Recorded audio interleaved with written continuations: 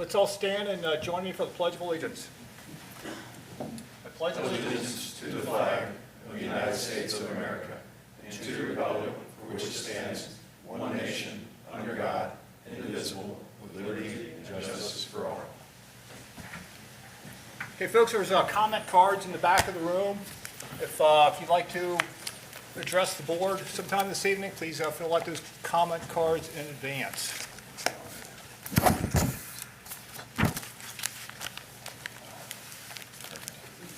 Yeah, we'll collect them. Ms. Campbell, let the record reflect that all of the trustees are present. And do you have any correspondence for us? No, sir, I have none, thank you. Very good. All right. Proclamations and special presentations. So we have Ken Mullis is our 20-year, gets our 20-year services award at the police department. Ken, come on up. Ken, want to thank you for your 20 years of service, and we're going to present an award to you. Anything you'd like to say regarding, I don't know, the last 20 years? Anything jump out at you? No, it's went really fast. Really fast, okay. Looking forward to another 20 with us. Yeah, we'll see. That'd be great. We'll try. Very good. Mr. Logue, any comments?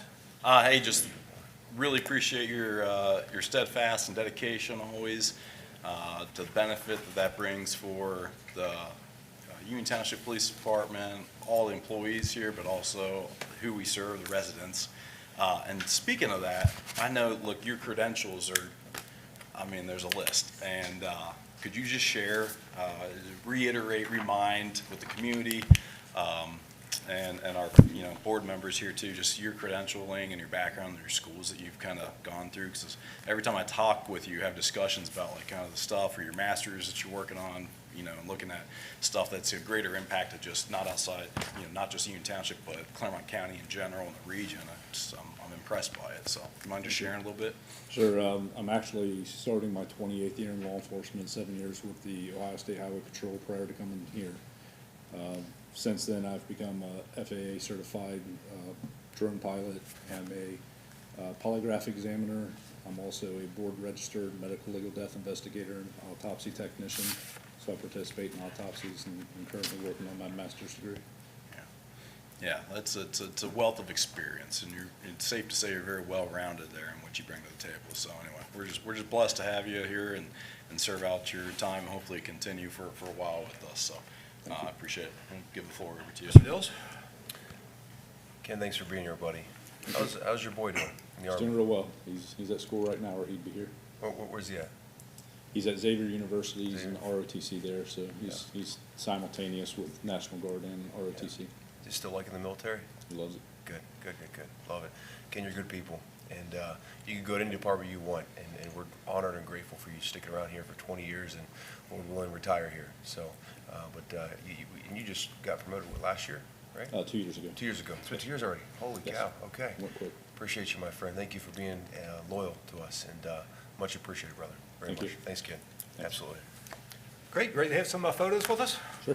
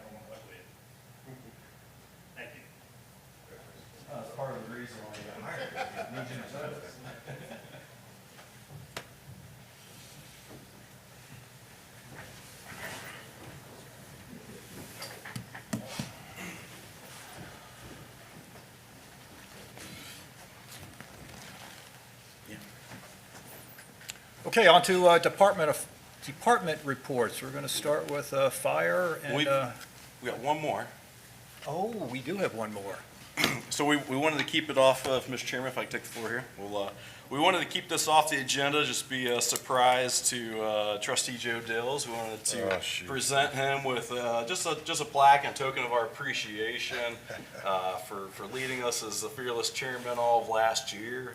And, it's just, we just wanted to say you did a great job for us last year, and we know that's extra time when you're chairman, you're running the meetings and facilitating that, and it was really great to be in one of the other seats and watch. Wow. And so we appreciate that. I had no idea. Thank you, I'm grateful. Let's get another photo down there. I was supposed to do that. I screwed up. Shoot. I went the first time, I should.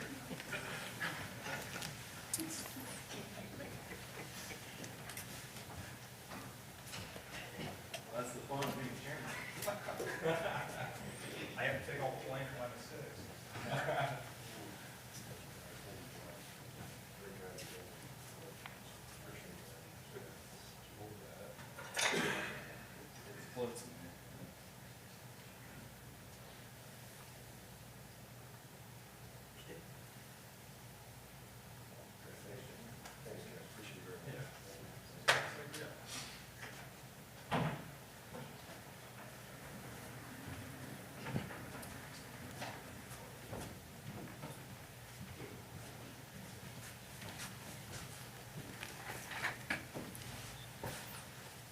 Thank you guys very much. Caught me off guard, didn't know that. Thank you. Would you like to make any comments before we move on? Well, I'll tell you, it's, being chairman, you're in charge of the entire meeting and you control the temperature, the atmosphere, how it goes, and you have to intentionally study the agenda and everything, and so it's weird, because now I feel like my homework assignments aren't as much, so, but I know my style. I like to handle business and get things done, but I also like to mix it up and have fun and be kind of a jokester as well. I get that from my mother being a smart aleck, but gentlemen, it was an honor and privilege to work with everyone up here for the past year, so I appreciate you very much. Very kind of you. And you guys both supported me very well, and I know in the beginning I definitely hit some speed bumps a few times being chair, so appreciate you both working with me very well. So thank you, gentlemen. Very kind of you. Always a bit of a learning I curve. didn't expect this, so it means a lot. Thank you both very much. Absolutely our pleasure, and for the public's knowledge too, we had the reorganization meeting a week ago, and that's where we basically make the assignments for who's chairman, who's vice chairman, who's trustee, and there's no requirement there, but it is a very nice thing from the aspect of having some sort of rotation through that, because just as Joe and John are sharing, you get different perspectives on it from when you're running the meeting versus if you're sitting in the meeting, you're participating where you're at, and it's a good perspective all the way around. And likewise, I've never sat in this chair over here, so I feel just like backwards right now. I'm like, I should be looking into a mirror because I'm normally in that seat or the chairman's seat. Anyway, so we'll all get off going and give the agenda back to you, Mr. Becker. Yeah, there wasn't any coup to remove Mr. Dills as chairman. It was actually back during, I don't know, late summer, fall of '21, when Mr. Dills and I were running for this office before the election. And, we talked about, reorganization if we both win, which we did, and who would be chairman and vice chairman. So we're just taking turns. It's my turn. Next year, it'll be Mr. Logue again. So it's that simple. All right, with that, Thank you. Mr. Fife. Mr. Becker, thank you. During the month of December, the fire department responded to 153 fire and service calls, Do we? 560 EMS calls, which ended up being 503 patient contacts. It resulted in 373 hospital transports. Fire department participated in 768 training hours, participated in 20 public education details, and facilitated 8 hours of physician ride-along time, conducted 4 life safety inspections, and 11 inspections with the county building department. That concludes my report, sir. Great, thank you. Mr. Logue, any questions, anything? No, thank you. Mr. Dills? Chief Fife, well done. Department's doing a great job, so, no, we're all good. Thank you, sir. Thank you. All right. Chief Reese? Thank you, Mr. Becker. In the month of December, with regards to communications, our dispatch center handled 4,664 calls for service for police, fire, and EMS, and 5,882 total calls. The records section processed 428 juvenile and adult court-related documents. The records section also processed 82 court notices for requiring officers' appearance in court. It processed 8 Rule 16s for the prosecutor's office. They did not handle any vendor permits in the month of December. They handled 172 various public records requests and redacted 40 body camera videos. In the area of operations, officers took 307 incident reports, 138 crash reports, made 754 traffic stops, wrote 189 citations, 646 warnings, made 81 criminal arrests, 105 traffic arrests, and served 81 warrants. The Honor Guard presented colors at this year's Union Township Citizen Police Academy graduation, which was in early December. And in the Staff Services Bureau, officers attended 72 hours of training in the month of December, drove 45,236 miles, and $10,000 roughly was spent on fuel cost. I'd just like to mention in the area of public affairs, crime prevention, as always, we handled a few citizen riders, and our instructors taught a women's self-defense class over at Mercy Healthplex. But what I'm really proud of is this year, and I'm going to give full credit to Lieutenant Combs, Officer Jill Kuhn, and Officer Dave Perkins. They came up with an idea to have Santa ride around with our a few of our police officers the Thursday before Christmas.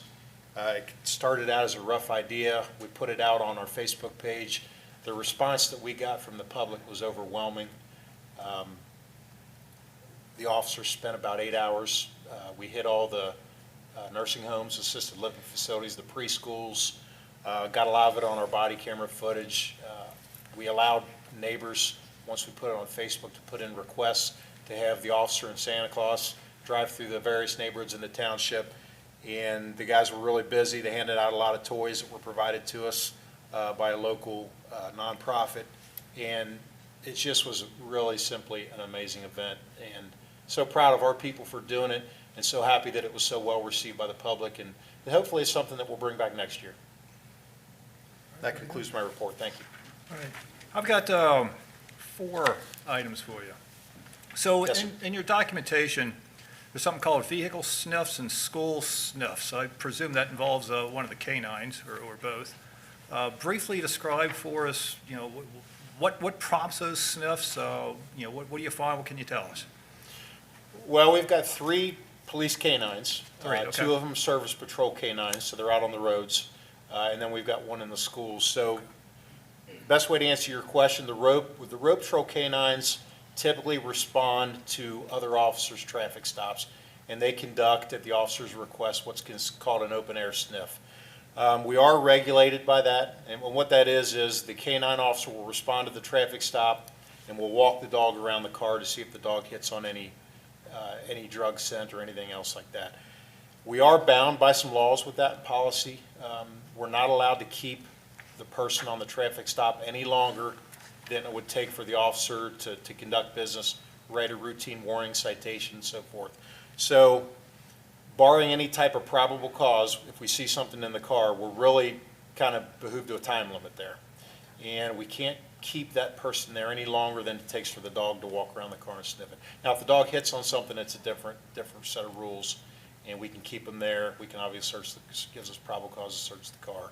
And if we recover drugs, we recover drugs. So for a routine traffic stop, if the officer has some reason to suspect there may be drugs involved, he calls a canine, Doesn't even require a reasonable suspicion. Now, obviously, the officer wouldn't ask the canine to come to the scene of the traffic stop if he didn't think that there was a potential of drugs being in the car. But technically, again, as long as we're not putting the person that we pulled over out any longer than it takes for the officer to make the traffic stop, we can walk the dog around the car. So how often do you think it happens? 1 out of 100 stops, or what? Well, as you see on the monthly reports, Mr. Becker, the canines respond to and do a lot of open-air sniffs on traffic stops, and we do recover a lot of drugs that way. Okay. And what about at the schools then? So in regards to the schools, it's a different set of rules. The schools, it's their policy that they like to do up to 3, and they do random classroom sniffs a week. So Officer Secret will take Naya through the classroom, through 3 separate classrooms per week, to see if the dog hits on anything, book bags, so on and so forth. Every other week, they try to hit the parking lots where the cars are and sniff around the cars. And the rules of the game there are, if the dog detects something, doesn't necessarily give the officer permission to look in the school bag, look in a locker, look in a car, we defer to the school. The schools don't have to play by those rules. The schools are, well within their rules and their policies to get into a locker, to get into a car out in the parking lot. So if the dog hits on something, long story short, we indicate it to the school, and then the school takes matters from there. If drugs are recovered, then the police get back involved as far as any laws that are broken, so. All right, very good. All right, so the next item, the overtime appears to have spiked in both November and December. Is that seasonal, or is something happening those 2 months? There were several things that affected the overtime. The investigators did work a few big cases. We had a situation over the high school that required a lot of after-hour work that we did with regards to a fraud case. I think a couple of meetings ago, I talked to you all about some of these traveling bands of thieves that we get, never more so than around the holidays, and we were able to locate some suspects over at Best Buy. That turned into a lengthy investigation over a couple of days, required a lot of overtime. And to be honest with you, we've got a brand-new investigative section. 3 of our 5 detectives are relatively new enough to the point where when they're called out at night, we like to have 1, sometimes 2 detectives go out with them while they're breaking them in. So all those things affect overtime, as well as a couple of officers that we've got off on sick time right now that we have to cover their shifts with overtime. So. All right. Yeah, okay, so you mentioned the West Clermont fraud investigation and Best Buy. Those are the last 2 on my list. What can you tell us about those? Well, I'd like to be able to tell you more than I can. I mean, they are open investigations right now. The situation over at the high school just involved somebody basically getting into the computers and facilitating a fraud where money was missing. The Best Buy case is really just some people going around, getting into cars, stealing checks, stealing credit cards, using them at the Best Buys. And the people that we came across at Best Buy had quite a few cars and quite a few checks, and it took a significant amount of time to connect the checks and the credit cards to the victims. Not all of them were Union Township, a lot of them were outside the township. So we were working with a lot of other jurisdictions to try to bring that case to a successful conclusion. All right, very good. And for the audience, the reason I ask these questions, sometimes I know the answer and sometimes I don't, but I'll ask the questions anyway just so the public's involved and understands, what our departments are doing and how they're earning the money you're paying them. Mr. Lowe, do you have anything? Yeah, I'll keep it very brief. Awesome to call out the officers for Santa and what they did there in the community. That's a great way just to get out and be in the community, because as you know, that in combination with knowing what our first responders, our safety service, our firefighters, what their working hours and conditions are like as it hits on Christmas, and some have to do different time with their family because Christmas Day as a family is sometimes a working day. It gave me a question to really just kind of give to, our directors and our chiefs and, maybe our community engagement manager, Lisa, to be able to work on. But it got me thinking that if our young families that are safety and police and fire, and they're doing an early Christmas with their families, have we as a township, can we take a look at what would be beneficial and impactful to their families if we hosted a Santa here for their families, a day before, like the Christmas Eve or something, make it somewhat of an employee appreciation, but kind of takes a little bit of work off of their plate as they're trying to do mom and dad. I don't think any of the kids are at home watching this meeting right now. So, but taking off their plate a little bit. I think that'd be a nice thing to take a look at going into next year. So, or if it's a terrible idea, give me the feedback, but I was thinking about that, realizing what our men and women are going through. So, that's frankly it. So, thank you. Mr. Dills? Dave Perkins was the man. Because my kiddos saw Santa in the Union Township Police car right when it was getting close, the sun was going down, and I knew he was tired, and he still kept up his face and smiling, and he even had the little Santa accent down the whole, and he did a great job. And what was the other two officers' names? Jill Kuhn, Yeah. it was really her idea. Oh, really? And Officer Okay. Perkins agreed to play Santa, Yeah, and Lieutenant Combs kind of made it all happen. that it was, to say it was awesome was an understatement. Yep. So Thank you. just please do it again next year and keep it up. So I love it. It was cool, very cool. So Thank you. Yeah, absolutely. Thank you, sir. That's all I got. Okay, Mr. Taylor.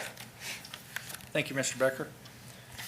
In the cemetery division, from December 1st through the 31st, 17 burials were performed, generating $10,210. 10 resident graves were purchased, generating $6,500. The total amount generated for the period was $18,444.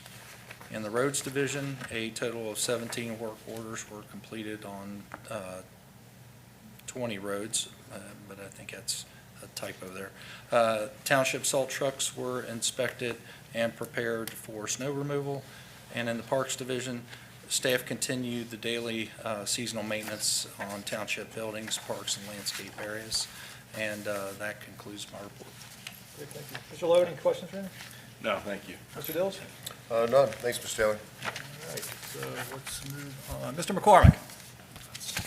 For the month of December, we had 42 inspections for enforcement, 4 complaints, 1 unfounded complaint, 1 warning citation, 2 15-day non-compliance letters, 3 cases were resolved. We had 441 illegal signs removed, 3 violations for the month, 4 re-inspections of violations, and then for permit activities, we had 2 commercial permits issued, 1 change of use, 9 signs, 1 temporary sign, 1 single-family dwelling, 2 additions, 1 deck, 4 accessory structures, 4 pools with fences, for 25 permits for the month and $6,566 for revenue, and then an additional $1,504 for fire department revenue. And that concludes my report. Great, thank you. Mr. Logan, any questions for him? No, thank you. Mr. Dills?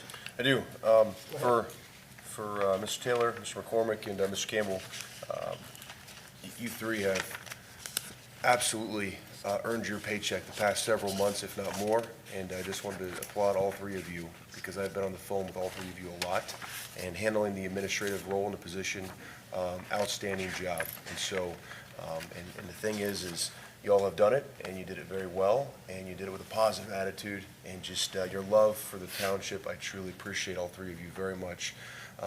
Mr. Taylor, obviously you're running 2 departments, and being our active administrator and running your service department, not skipping a beat at all. And obviously that goes to show you have a great team in place to be able to do both roles.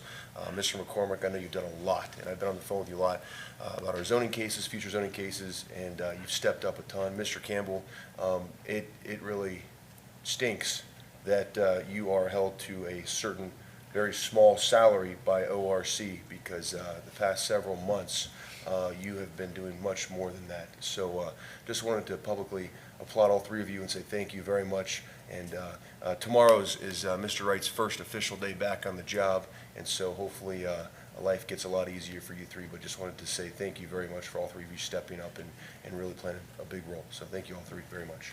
Thank you. That's from all 3 of the trustees. We all feel the same on that. Okay, public comment period. I have 1 comment card. Is there anybody else? Mr. McCormick, will you check and see if there's any in the back of the room, please? Mr. DeWitt, come on up. Want to watch the clock for 5 minutes? Yeah. 5-minute limitation. Go ahead, sir. We need your name and address for the record. Melvin DeWitt, 3902 Banks Road, Union Township, Ohio. Great. Thank you for coming this evening. Okay. Wanted to make some comments. Now, in December, one of you guys mentioned that one of your tasks, one of your concerns was the citizens of the township and the businesses. It's the first time I've heard that. Do you remember who did it? Credit to Mr. Dills. Okay. That is something that I have not seen a lot of, especially when you have this place packed with citizens on some of these zoning commissions that do not want something to go through, and you put it through anyway. Now, I do understand that there may be legal reasons why that you have to do that. When there is such concern, either put it off to the next time till you get the research on it, or explain why to the citizens. Okay? I think that is it. Tony Reeves, a moment ago, he mentioned about the graduation of the recent CPA. They are very good. I know that at least one of the board members has been through it, as I have, and I know that there's at least one sitting back here that has also, because I see him in our alumni association, that occasionally provides a little bit of help on some of the other activities. So, that's it. Thank you, Mr. Dwight. Thank you, Mr. Doyle. Yeah, the only comment I want to make on that is we do have some tough decisions to make from time to time on some of these cases. And, you know, sometimes they're just not easy. You got two different sides, and we try to, kind of like the justice system, if you will, just kind of balance the rights of both parties. And that's not always easy to do, and you know, I don't know that we always get it right. Certainly hope so. But, you know, we make the best call we can with the information we have. Thank you for your comments. Mr. Chairman, would it be okay if Yeah, go ahead. Mr. Dewitt, what did we vote to push through and citizens weren't, which case? Off the top of your head? Several cases that I've seen over the past year or so. My wife and I, we'd like to attend, but other commitments require us to be at other places, and sometimes we do divide and conquer. So, I'm just saying, is there, I'm just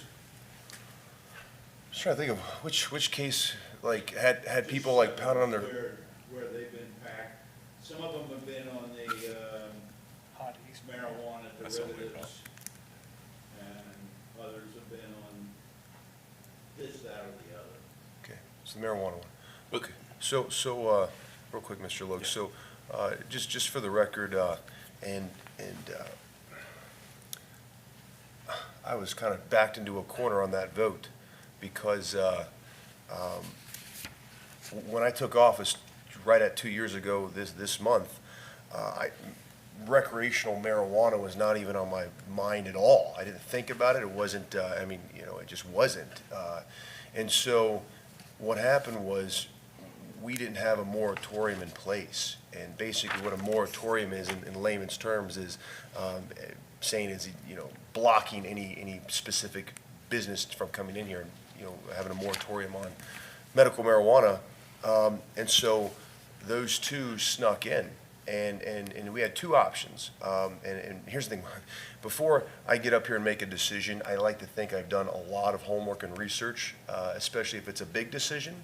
And so, I consulted our administrator at the time, then I also consulted our attorney, and basically it's, if we vote this down, they've got big pockets, they're going to sue our township and they're going to win, because we didn't have a moratorium in place. And I never thought about putting one in place, and you can ask the previous Board of Trustees and previous administrator on that question. It never entered my mind either, so I'm guilty as charged as well.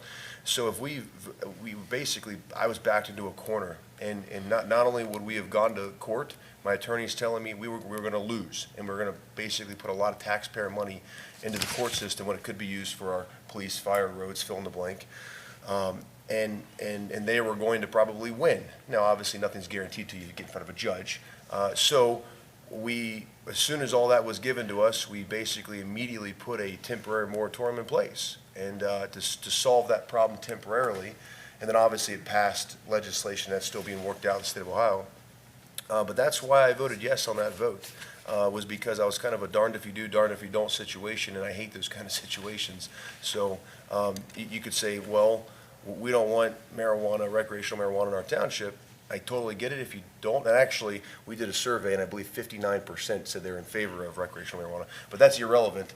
The fact of the matter is, I didn't do my homework, and we never put our moratorium in place, and so they snuck in. And we were going to lose the lawsuit according to all my experts telling me that. So that's why I was a yes vote. You can agree or disagree with my vote.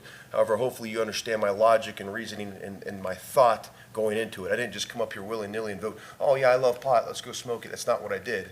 So hopefully you can understand my thought process behind that and the research I did on it. That was, so I don't know if either one of you have any comment on that, but that's, yeah, so. So I think you wrapped that up very well. I was just trying to just gauge the sentiment there as far as, were you stating that you like the balance between citizen and business? The fact that we're judicious in that and just coming at it from a framework of what's logical? I'm trying to follow the comment, that's all. I think citizens are probably the most important, and some businesses, they are wanted. There's others that are not. And your explanation on one particular case, if it had been explained then to the people, now, I was not part of the people that were in here against a particular zoning, but I was certainly observant of several of these where you had a whole lot of people in here, like I said, sometimes packing this place, and you still went against the citizens. And if you had to go against them, you should have explained why. I don't know which case you're referring to. I got to tell you, Well, which one? It's, you know, So- multiple cases, and I didn't try to cite it. I don't want to say Yeah. that's not Yeah. the. Okay, That's fair. fair. It's, Can't correct the facts. Do you It's fair, it all comes down to perspective, it all comes down to the ability to communicate and get more information out, which that's the steps that we've been taking with launching a brand-new, transparent, communicative website, getting a community engagement manager to help get additional information out to the community, because you can have that perspective, you can slice it in many different ways, and for example, Honda East as an expansion on 125, there was residents that came out that were openly against that expansion because they had water runoff issues that were from 50 years ago that are worse and worse and worse and compounded. And you have Honda East is putting forward an application, and they've got individual property rights and owner's rights, and they're wanting to do their, I shouldn't even necessarily say expansion, but they've got to upgrade their building and get it off of 125 to make it more safer to turn out on 125, which is safety consideration. But in the process of doing that, add 50 to 70 water and storm runoff detention and improve the water runoff. Otherwise, if they would not comply with their franchise requirement there, they would lose their franchise tag. And so in one sense, you're voting to hear what the residents want in the township, which is not to have blight, not to have a blighted property or a vacant building. And if you take a vote because residents are stating that they don't like that type of business there and that they're already putting water on them, it's just going to get worse. Well, if the math actually shows that they're going to actually improve the water issue for the residents, that's a win there. It just may be a difference of perspective. But then also it's a vote to support and bring in additional investment dollars of a good business and a good operator within the township that's only going to improve the safety considerations on 125. So it's all in perspective, I think. But what we can do is try to push the township, not only from our positions, but from the township in total with resources and the ability to communicate and over-communicate, because I think that that's very strong with 50,000 residents, and that we need to be the ones that can carry that message forward from a township perspective, and that's allocating the right resources. New website, first time ever a community engagement manager that handles that type of conversation, and getting more of those news articles and information out. So anyway, thanks for the comment. I'm good, Mr. Chairman. Okay, anything else? All right, okay, so anybody else for public comment? Last call. Okay, we'll move on. So let's, next, we have public hearings. The first one up is case number 13 Do you want to do personal actions? Would that be for our February meeting? I don't think we have any Personal actions? What's the Do we have any what personal is it? actions? Why, they got to make a motion to have our meeting next month moved to the fourth Tuesday. I won't be here. Oh, Do you want to add that now? Yeah, but there's no else on the agenda to put it on, is there? That'd be it. I was going to ask you guys at the board comments at You the want to do end. maybe new business? We can talk about it right New now if you want. business. Do the new business. Okay, so what we're going to discuss at this point is we have to move our next meeting to a different date. What date is the Yeah, best? so our meetings are the second Tuesday of the month, and then the fourth Tuesday of the month. Every other month, we do what's called working sessions. It's more of like a relaxed type of meeting, and we go back and forth with residents and more open dialogue. So, however, the second Tuesday of the month, I'm going to be out of the country. So, and we've got a lot of important votes that I'd like to take part on, and so I would ask for you to entertain a motion, Mr. Chairman, to move it to the fourth Tuesday of the month. So basically, just for the month of February, instead of having it as the second Tuesday, it would be the fourth Tuesday. So move from the 13th to the 27th? Am I correct on that? What's wrong? No, that's good. Yeah, I moved for that. I was going to open that up. Do we have a work session scheduled 27th? We do, but it'll just take the place of that. Okay, so then, do I have a motion to have a regular meeting on the 27th of February, rather than the work session on 27th, and cancel the meeting on the 13th? So moved. Second. Very good. Any discussion? No. Yes, sir. Mr. Campbell, roll call, please. Mr. Logue, Yes. Mr. Dills, Yes. Mr. Becker. Yes. Motion carries. Appreciate you guys working with me on that. Sure, no Appreciate it. problem. Thank you.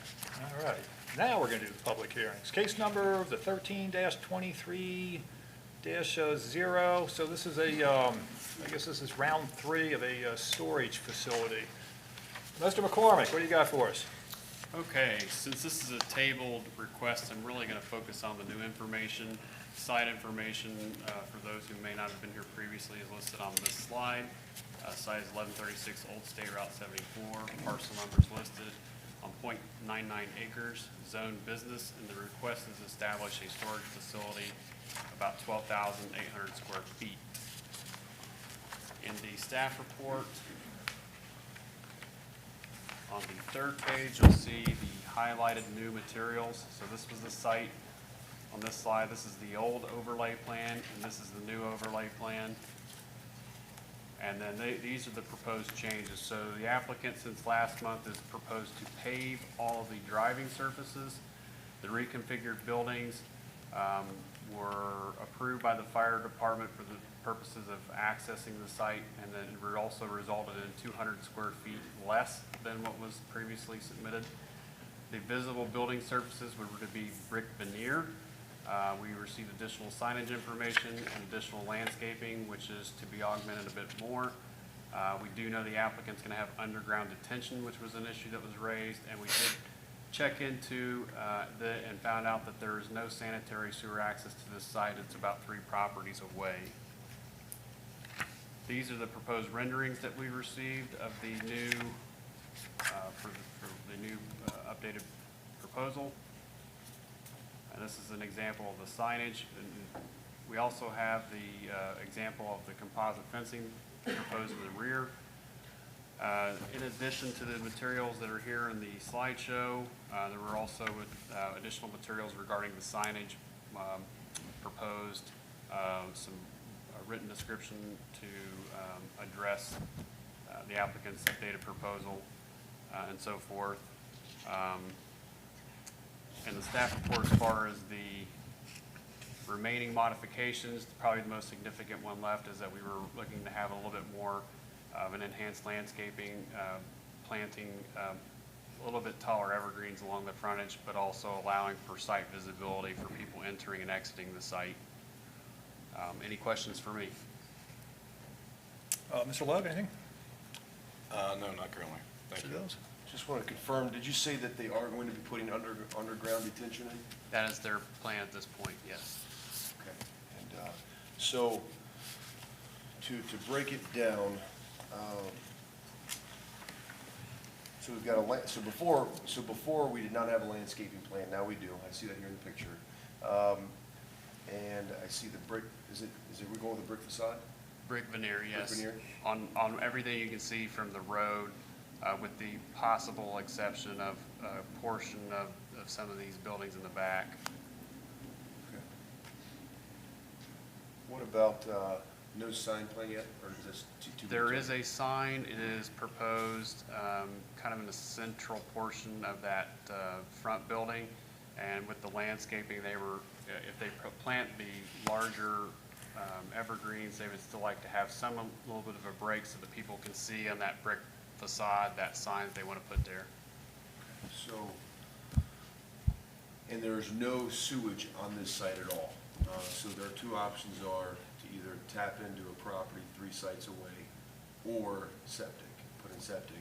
So they don't need sewer for this particular use, but that would potentially inhibit who could, So that's where I was going. If there was any other business of any kind, basically besides the storage facility, which requires no employees basically on site, this site has no sewage whatsoever, and it also, so you'd either need to tap into that 3 sites away or septic.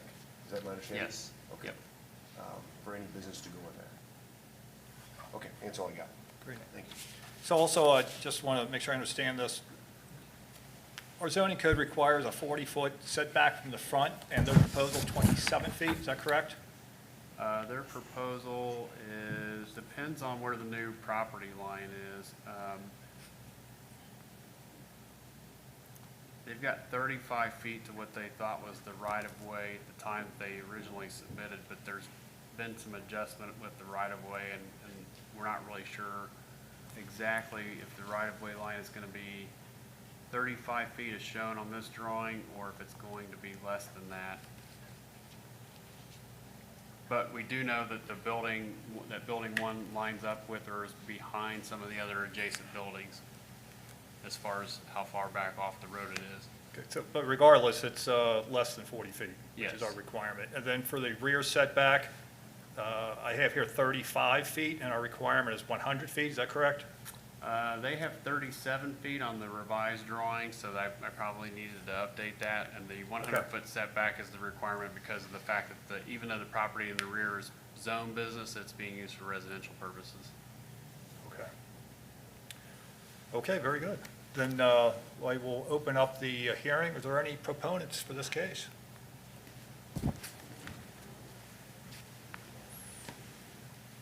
Need to swear? You swear to tell the truth, the whole truth, and nothing but the truth, so help you God. Absolutely. Okay, I need your name and address for the record. Charlie Frankus, 8396 Wycliffe Drive. Go ahead. So, Happy New Year, everybody. Appreciate the opportunity to make some revisions based on your feedback. I think we did a pretty good job of addressing the concerns. One of the things Mr. McCormack mentioned is we worked with the civil engineer to get a preliminary underground stormwater retention plan put together. The other thing that we did is we made the entryway much deeper to hopefully alleviate some of the concerns that the neighbor brought up at the last hearing. And also just wanted to say thanks to Mr. McCormack. He's been a rock star to work with so far. That's essentially all I have to say, but happy to answer any questions, concerns, if there are any, or feel free to call me if you have it. Any questions, Mr. Lowe? Before he sits down? So if I'm seeing this correctly, the updated pavement plan is calling for pavement throughout the entire site now? No Correct. gravel? No gravel? Asphalt throughout, yeah. Asphalt? And then for the stormwater management plan, an underground detention? Yeah. Okay. All right, I know those are some significant costs. Okay. Yeah. All right. All right, thank you. Okay, Mr. Dills, any? I do, tell me your name one more time. Charlie Frankus. Charlie, okay. Frankus, okay. Mr. Frankus, wanted to say and commend you real quick, whether, we'll see how the vote turns out, but Mr. Frankus, from your first original plan to where you're at now, night and day, I commend you on that. And I'll tell you again, we'll see how the vote turns out tonight, but words I like to hear are, we want to be a good neighbor. You made the entrance deeper to take care and help out our neighbor. I like that. And the fact that you willingly put in a underground detention, so because whenever there's flat metal roof, water's going to run off faster. Whenever there's asphalt, water's going to run off faster, and you're willing to put in underground detention to help, again, your neighbors so the water doesn't run off. I appreciate that. That's, whether it's your business or any other business, the thing is, that's what we're looking for, is for folks to be considerate of others, and so I appreciate that very much. But it looks very pretty. It looks good to the eye. I like the landscape on it. So We'll discuss it here in a moment and all that, but I do appreciate you doing all the necessary upgrades and, trying to help out the neighbors. I appreciate that. Absolutely. Appreciate you working with me. Thank you, Mr. Francis. Thank you. Any other proponents for this case? No more, one more proponent, okay.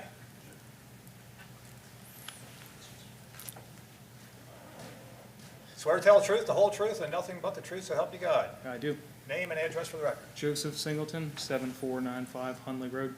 Great, thank you, go ahead.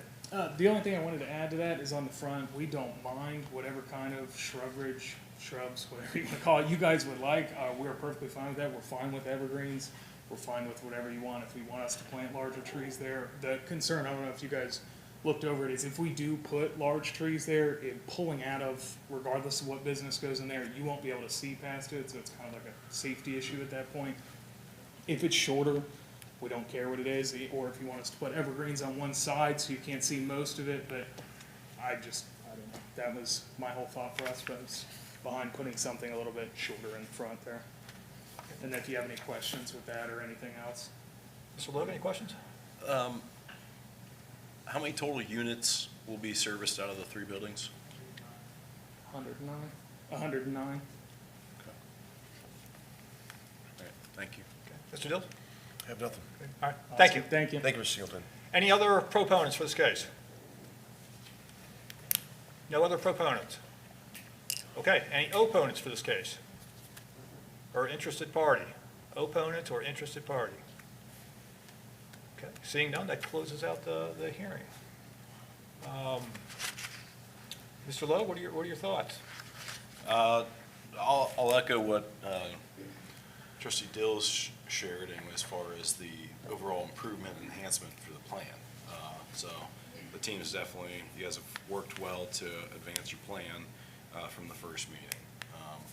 And then also, I think you heard the comments there, what the neighbors' concerns were, that were not necessarily negative and against you, but just being aware of what the water runoff issue already is, and that you're aware going into it, that the underground detention, those are very expensive, but it's frankly, it's what a site like that requires and is needed. So I think that they've made great improvements on the overall plan for that lot, for that perspective. The only thing that in my mindset that stands out and becomes kind of a larger view for that section of Old State Route 74 is the ability to get more connectivity and sidewalks, but we may be very constrained on the width through there. It's always nice when they bring forward a plan like this, that if they can put a sidewalk on the front of their property, it takes that cost, and then, yes, we piece sidewalks together in the future. So I don't like to miss that opportunity if that opportunity exists, but my understanding of this is the ODOT's widening of Old State Route 74 is taking it pretty much up to there. It's pretty much as wide as it can be. So so that may be a foregone issue.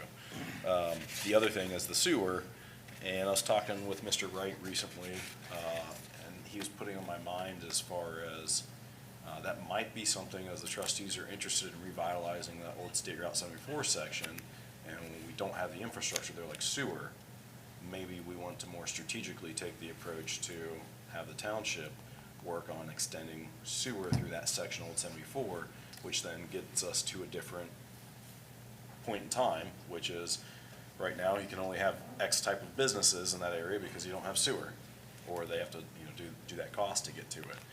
But if you have sewer there, what does that open up for future business and development? And so I know we have an instant business action in front of us tonight in regards to this application, but I want to share that with you from a more strategic approach. Is that something that both of you become interested in, or even if it's something you become interested in and you're okay with moving forward with a proposition like this tonight, I want to hear your feedback as policy and board members. So that's where I'm at. All right, Mr. Dills. Well, so, gentlemen, one thing we got to give Mr. Frankus before he leaves tonight, if we vote this down, we need to give him clear instructions of I think, our why.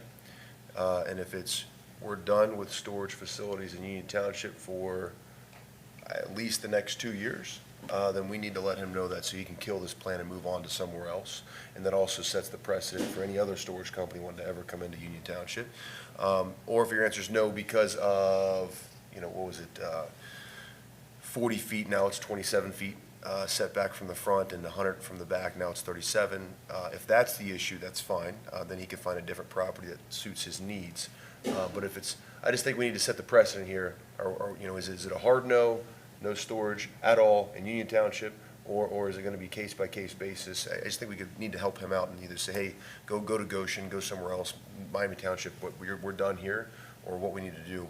I'll tell you, from the original plans to where it's at now, the property, Mr. McCormick, would you mind throwing up some of the pictures of current day, how the property looks like currently from the ones that you took? Right there. Look, I mean, the property, the property is just, an inspection nightmare for us. Poor Scott's got to go out there all the time, and when things in the spring and summer when it's growing up, I mean, it's never taken care of. The property is a dump site. Let's just call a spade, it just is. And so, from Mr. Francis' first plans to where he's at now, I think, looking at it, I mean, it's a professional unit. And here's the thing, gentlemen, this will be the third time, I guess I could argue fourth, because we postponed the other one, we tabled the other one. This is his third time coming in here, correct? So, but a fourth, potentially. And not one single resident has came in here as an opponent. And they've had plenty of time, I would say 4 cases to come in to make their voice heard. I haven't ever heard one person against this case. And trust me, this does not excite me. I'm not excited about storage facilities coming to Union Township. Let me just make that clear. But the site's about an acre. There's only so much you can do with it. And unless, someone, us or an investor comes in and buys up all that property surrounding it, and you have to first assume that those folks surrounding it are going to sell to begin with, I don't know what you do with that small site. But first, before I say anything, Chief Fife, can you just very briefly elaborate, is the fire department, do you give the green light on this project as far as safety and a fire hazard, and what's the fire department's stance on this? Yeah, we don't anticipate any hazards beyond what you would expect with this type of facility. Okay. We would actually set up a mock of the facility with some cones. We were able to manipulate the area fine. So we have no concerns. So you already tested it out and you're good to go? That is correct. So green light from the fire department as far as safety concerned. But I love the paving. I know that's not cheap. Originally it came in with gravel and underground. I was going to say tonight, you're going to have to either A, remove one of these buildings and make that a retention, or B, do underground retention, and that's exactly what you're doing. I know that's not cheap either. And then you also are accommodating the neighbors to make a deeper entrance. Can you go back to what the potential site would look like? Right, yeah. So, I mean, if anyone drove past Old 70, yeah, there you go, that's Old 74, and if it was the way it is now, those pictures you just saw to where it is now, much big improvement. And I gotta tell you, gentlemen, it's either A, we approve this and it's gonna look like this here in the near future, or B, it's gonna stay the way it is, which is junk, for who knows how many more years. And the thing is, there's no sewage there. And that is not cheap. This is the only type of business that I could think of, unless you put a food truck there, that is not going to require sewer.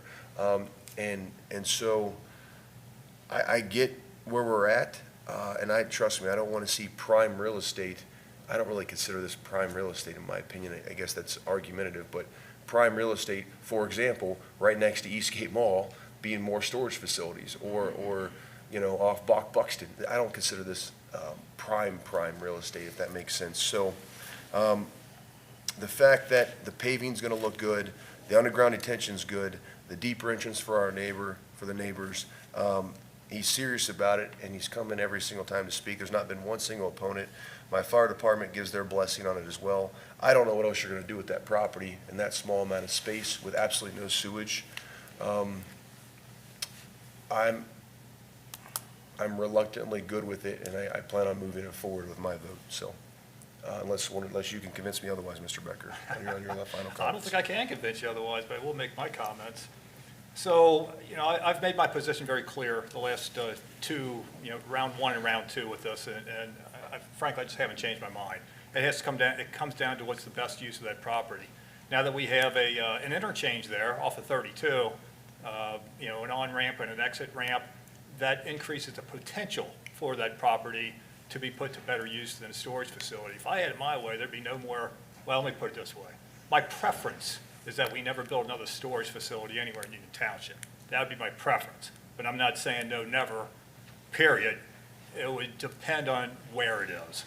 And I think this particular location is not where I'd want to see a storage facility, it's not another one.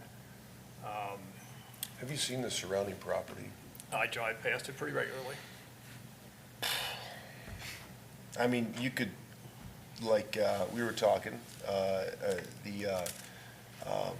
like the grandma's building down there at the end of Old 74, because you gotta think it's 1 acre of land. There's only so much you can do with 1 acre parcel.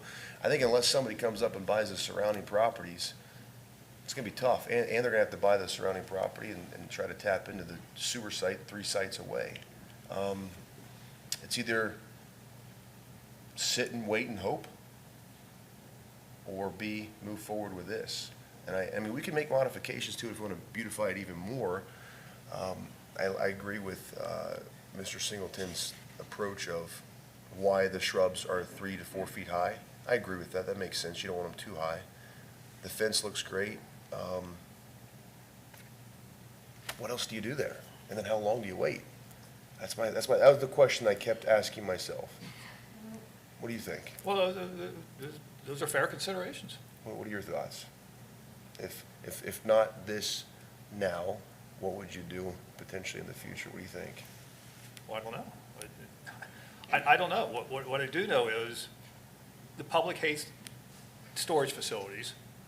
You know, if I have the opportunity to stop a storage facility, I'm going to do it, unless there's, some overwhelming reason why, there's no hope for anything of greater value going there.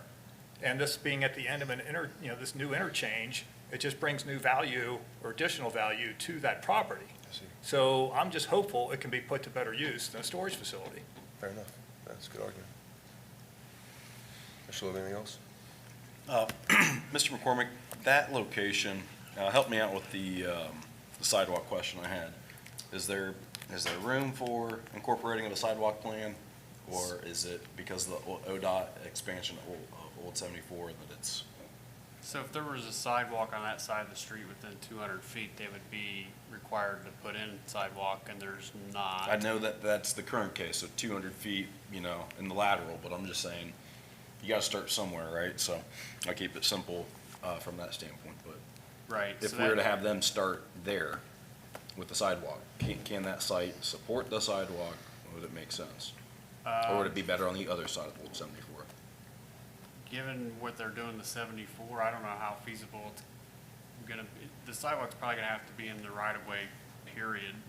On this site, Okay. the only way to try to make it work would be to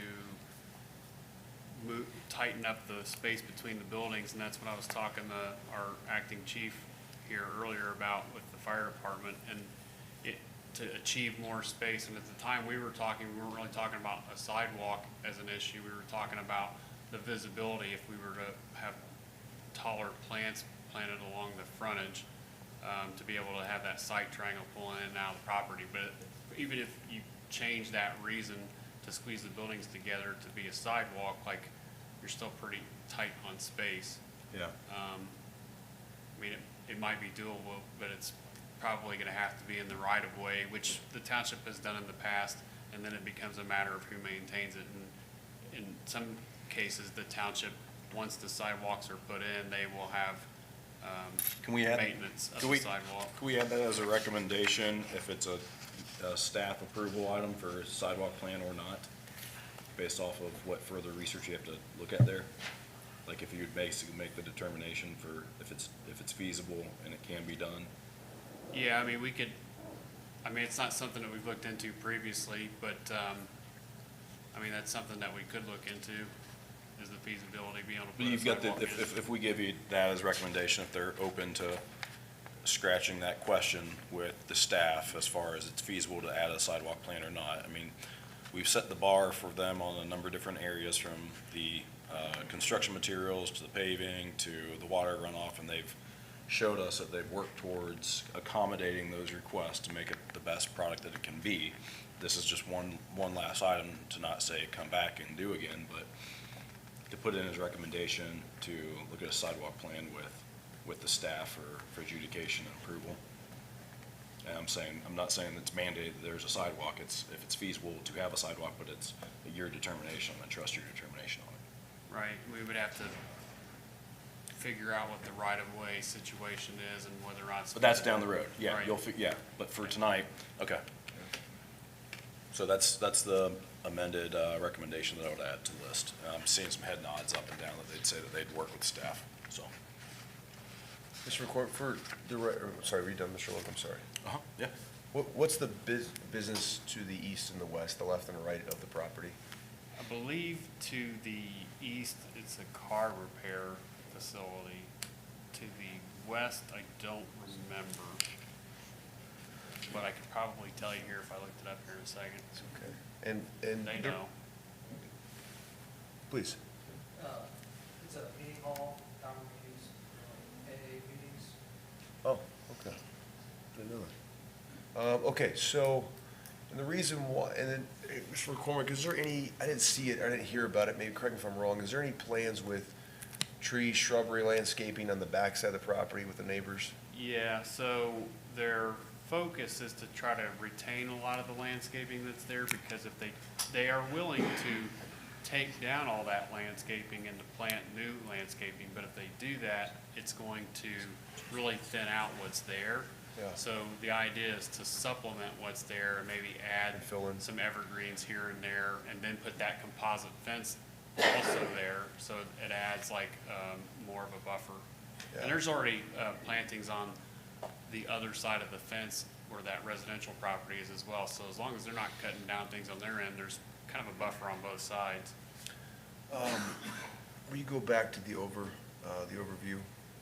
Yeah, so what I'm looking at is the other two businesses adjacent, I mean, they butt up to the same spot that they're wanting. That's why I don't necessarily have a problem with amending our zoning with that. I mean, because those two sites are basically grandfathered in, and I'm gonna bet that the neighbors would probably be happier with this because there will be basically zero noise once it's built, because how often do you visit a storage facility? You know, not very often. So once your stuff's in there, it's in there, right? So it's not like a car repair company where you're going in and out daily. And it doesn't appear that the other two adjacent properties have nice, pretty landscaping that these folks are offering. So, yeah, it's, I get the storage facility concept, but, I mean, with the no sewage there, there's no infrastructure, it's tough. What are you gonna put there? So, that's tough call. I get, trust me, I'm with the, no more stores, no more mattress companies. I get that. So, I get it.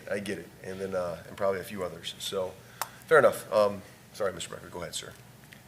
No, I think, are we ready for a motion? Do we want to minimum. modify?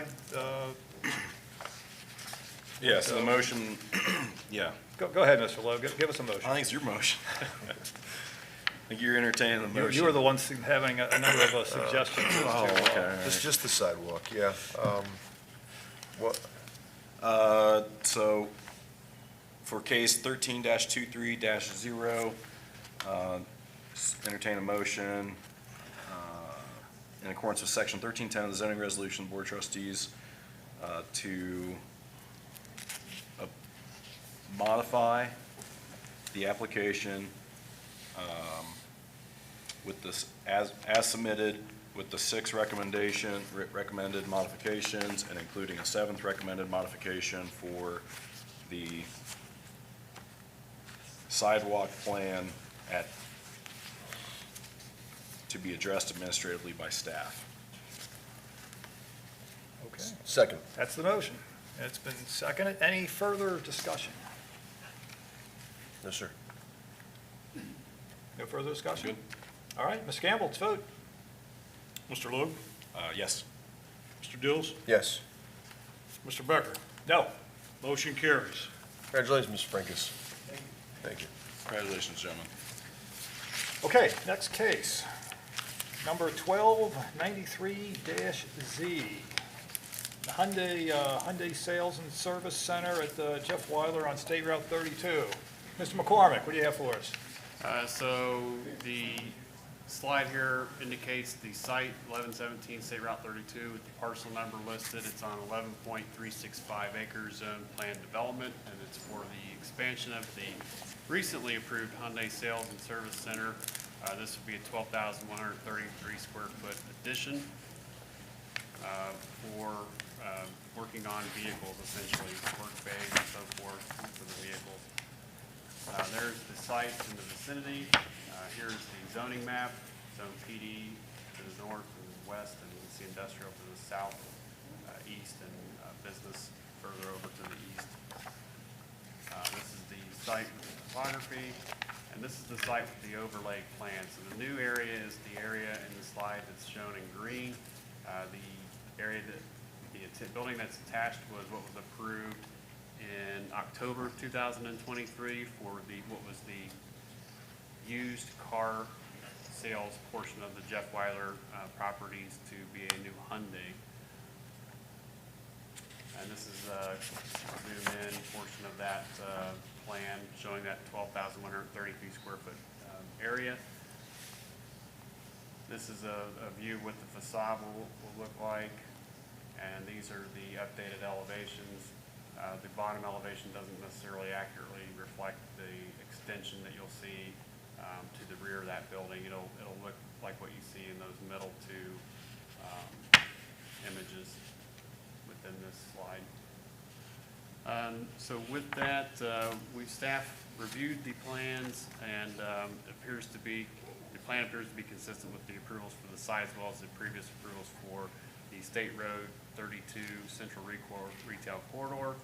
And we still need some architectural elements that need to be confirmed, but the project is going to enhance the investment associated with the site and promote cohesive and attractive design, and it's compatible with the current on-site and surrounding uses.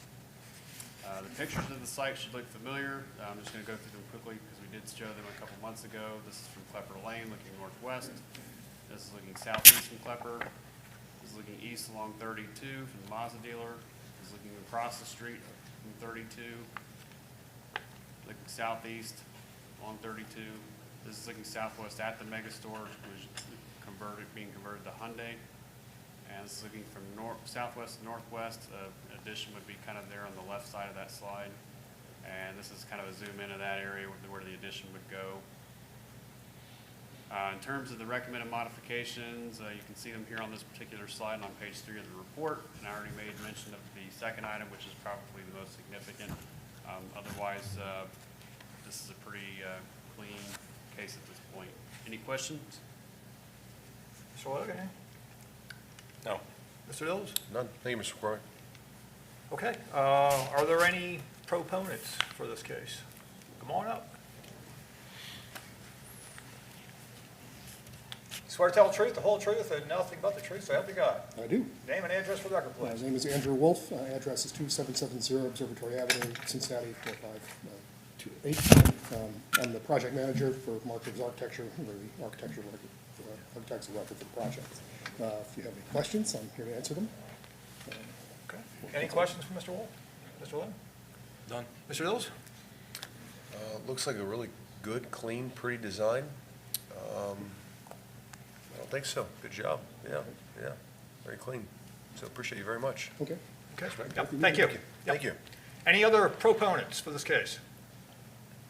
Proponents? Okay. Any opponents? Interested party? Opponents or interested party? Seeing none, close out the hearing. And any further discussion, gentlemen? Mr. Logue? Just a continuation of the prior project that we gave approval to, and actually the building construction. If you got gentlemen to recall, I mean, seems like the same color scheme and everything for Honda. So yeah, it just looks like continuation of that project. So I think it's a good project. It was then, and this continued growth, I think 12,000 square feet, be able to provide service work for, I think it was Wilder that really kicked things off there. Cars like eggs are cheaper in the country. I don't know if we're so much country anymore, but, I remember that, Jimmy, back in the day. so, I'm good. Mr. Dills? Nothing, it's all good, looks great. Then I'll entertain a motion to approve case number 12-93-Z. And the applicant's aware of the 4 recommended modifications, is that right? Yeah, I'm seeing head nods. Yes, so moved. Second? Any further discussion? No, sir. Okay, Mr. Campbell, let's vote. Mr. Logue, Yes. Mr. Dills, Yes. Mr. Becker, Yes. motion carries. Okay, case number 1-24-0. This has to do with the Veterans Administration Clinic facility at Ivy Point. Mr. McCormick? Yes, so, as you mentioned, this is for the National Veterans Administration Clinic facility, which is be around 27,000 square feet. Site location is technically address for 4413 Colts Road, although the facility would get a new address off Point Boulevard based on that's where the access would be. Parcel number is listed on this slide, currently is situated as part of a 10.25 acre site, even though this portion of the site is much smaller, I think it's like 4.27 acres. City actually where it's at, the site is developed by Point Eiffels. Zoning of the property is business, this is also to the north with PD, to the south, east, is residential, small residential area to the east and then across I-275.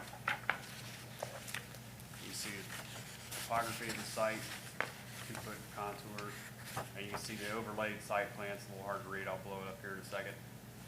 So this is the proposed plan. There's eventually some proposed access off of Colts, which may not necessarily connect into the site to be a separate access to get to Children's with a sidewalk between that access drive and 275, which matches the Children's configuration. Children's, of course, was approved last June for 109,000, almost 110,000 square foot medical facility. Sorry. And in this particular application, we find that the proposal is generally consistent with the recommendations of the adopted land use plan as well as the purpose and intent of the overlay regulations. We do know the applicant has been working with Children's because Children's is going to remain the owner of the site, and the applicant has also tried to emulate what Children's has proposed by incorporating some similar building materials and appearance. So the final layout design is designed to be complementary with the medical center's current long-term uses and investments on the site and adjacent to that site. The proposed elevations are going to consist primarily of masonry materials with metal panels and windows comprising more than 90% of the structure. There will be a right-in, right-out access for the northern access, if I remember correctly. That's the northern access. And then the southern access is a full access off Ivy Point Boulevard. There are sidewalks proposed along the roadway. Signage has not been included as part of the current submittal, but we'll get a package eventually. And then the proximity of the proposed detention basin, which is here in the northeast corner of the site, and the northern access and parking areas of the site is a concern that should be mitigated, but is one that appears to be achievable. And with that, pause here for a moment to show some other pictures. This is the site looking north on the oblique. This is looking southwest along Ivy Point, that first access, southern access. This is looking northeast from that southern access, and this is the cell tower that must have existed before Ivy Point was put in based on its location. This is looking west across the site. You see 275 in the background. This is looking southwest in that same area towards Children's. And this is looking east across the street. This is looking southwest from the second proposed access, right in, right out. And this is looking northeast toward Colts from that same area. This is looking northwest across the site towards the back of the residential properties at front Eichholz. This is looking across that second access point to the north, right in, right out. The remaining modifications you see for the staff report are listed here, with the two most important being the second and third.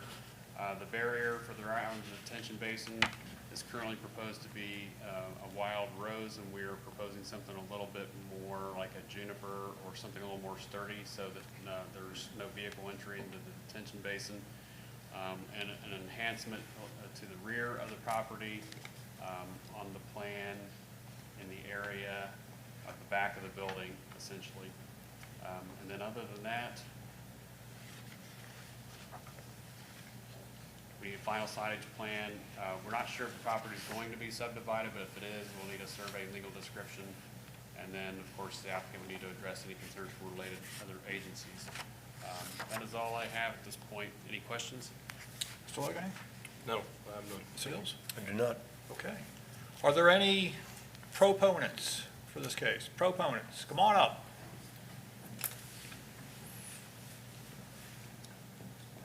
Swear to tell the truth, the whole truth, and nothing but the truth, so help you God. Yes, I do. Name and address for the record, please. Andrew Stevenson. Thank you. Go ahead. Thank you very much.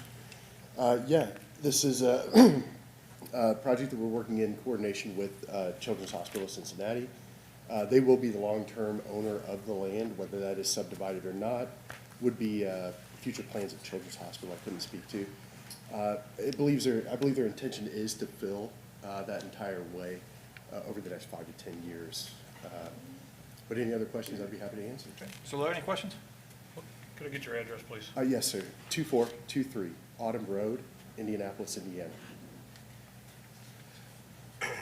Mr. Stevenson, thank you for your service to the country. Likewise, thank you, sir. See a Marine Corps lapel pin there. I was a corpsman. There, okay, Corpsman. Yes, sir. Well, thank you for your service there. So you're representing, what is it that you represent? I see the LLC, but what are you Thank you. representing? Yes, so I am a service-disabled veteran. My business is structured as such. We provide medical real estate for the Department of Veterans Affairs. So they put out public requests to move or modify buildings that they have. We respond to those, and what we do is facilitate the financing for the federal government, and we hold the lease over a span of, in this case, 20 years for the Department of Veterans Affairs. In this occasion, after that time period, we will be working with children, and that would probably be a facility they would use in the future. Okay. So that's where we're going to match the facade, match the look, make it the same feel. Okay. So currently, with that process, and as you presented that, has the VA already gone through a site source selection? Absolutely. Or are you still, so is this a project that basically you already have a contract or a lease from the VA? Yes, it is. A bit of color on that comment. The VA is leasing a facility in the community. Yes. They have expired, or that lease has expired. They've extended as much as they can.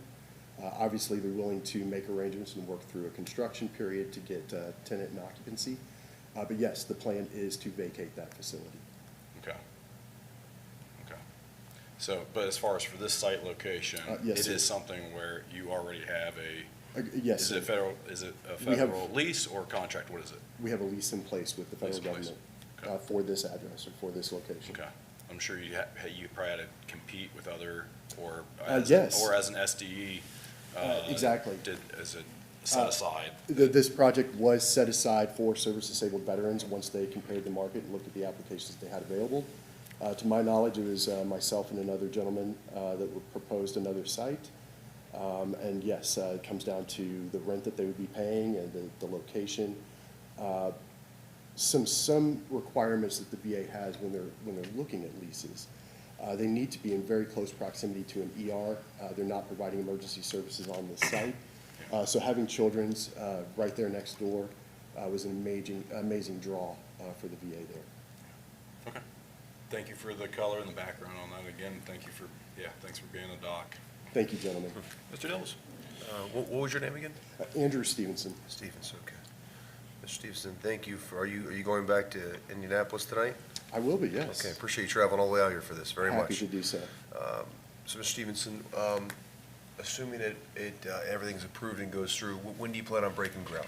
Ballpark? Yeah, we would like to get started in the spring, Great. so that we can keep on track with the pace and the schedule that the VA is hoping to keep with. They would like to see patients within about 18 to 24 months of March, Okay, so break ground spring, so we'll say March, and then you're thinking a 24-month build? at the far end, yes, sir. Yeah, okay, great. Okay, perfect. And how long is the lease on the building with Children's? Yep, the ground lease with Children's, or the VA lease of the building. It's a complicated, Good, I'm sorry. both, if that's okay, yeah. Yeah, no, absolutely. It would be, in total, in the way that the contract is written, a 50-year lease with Children's. Our plan is to occupy the 20-year period that the VA will occupy, and then we have arrangements with Children's from that point forward. Okay. The VA would occupy the building for 20 years from occupancy. So post-construction, they would hold the lease for a full 20 years.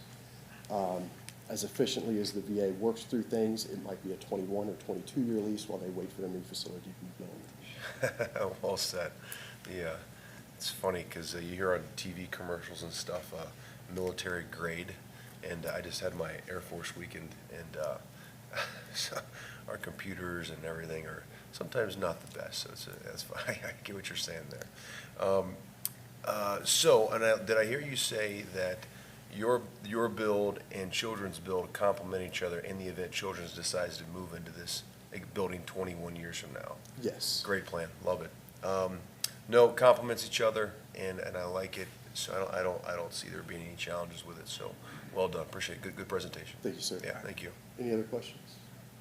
Thank you. Very well. All right, thank you. Thank you, Mr. Singleton. Any other Stevenson. proponents? Proponents for this case? Okay. Any opponents? Interested party? Opponents, interested party? Neither one? Okay. That closes the hearing. Mr. Lowe, what are your thoughts?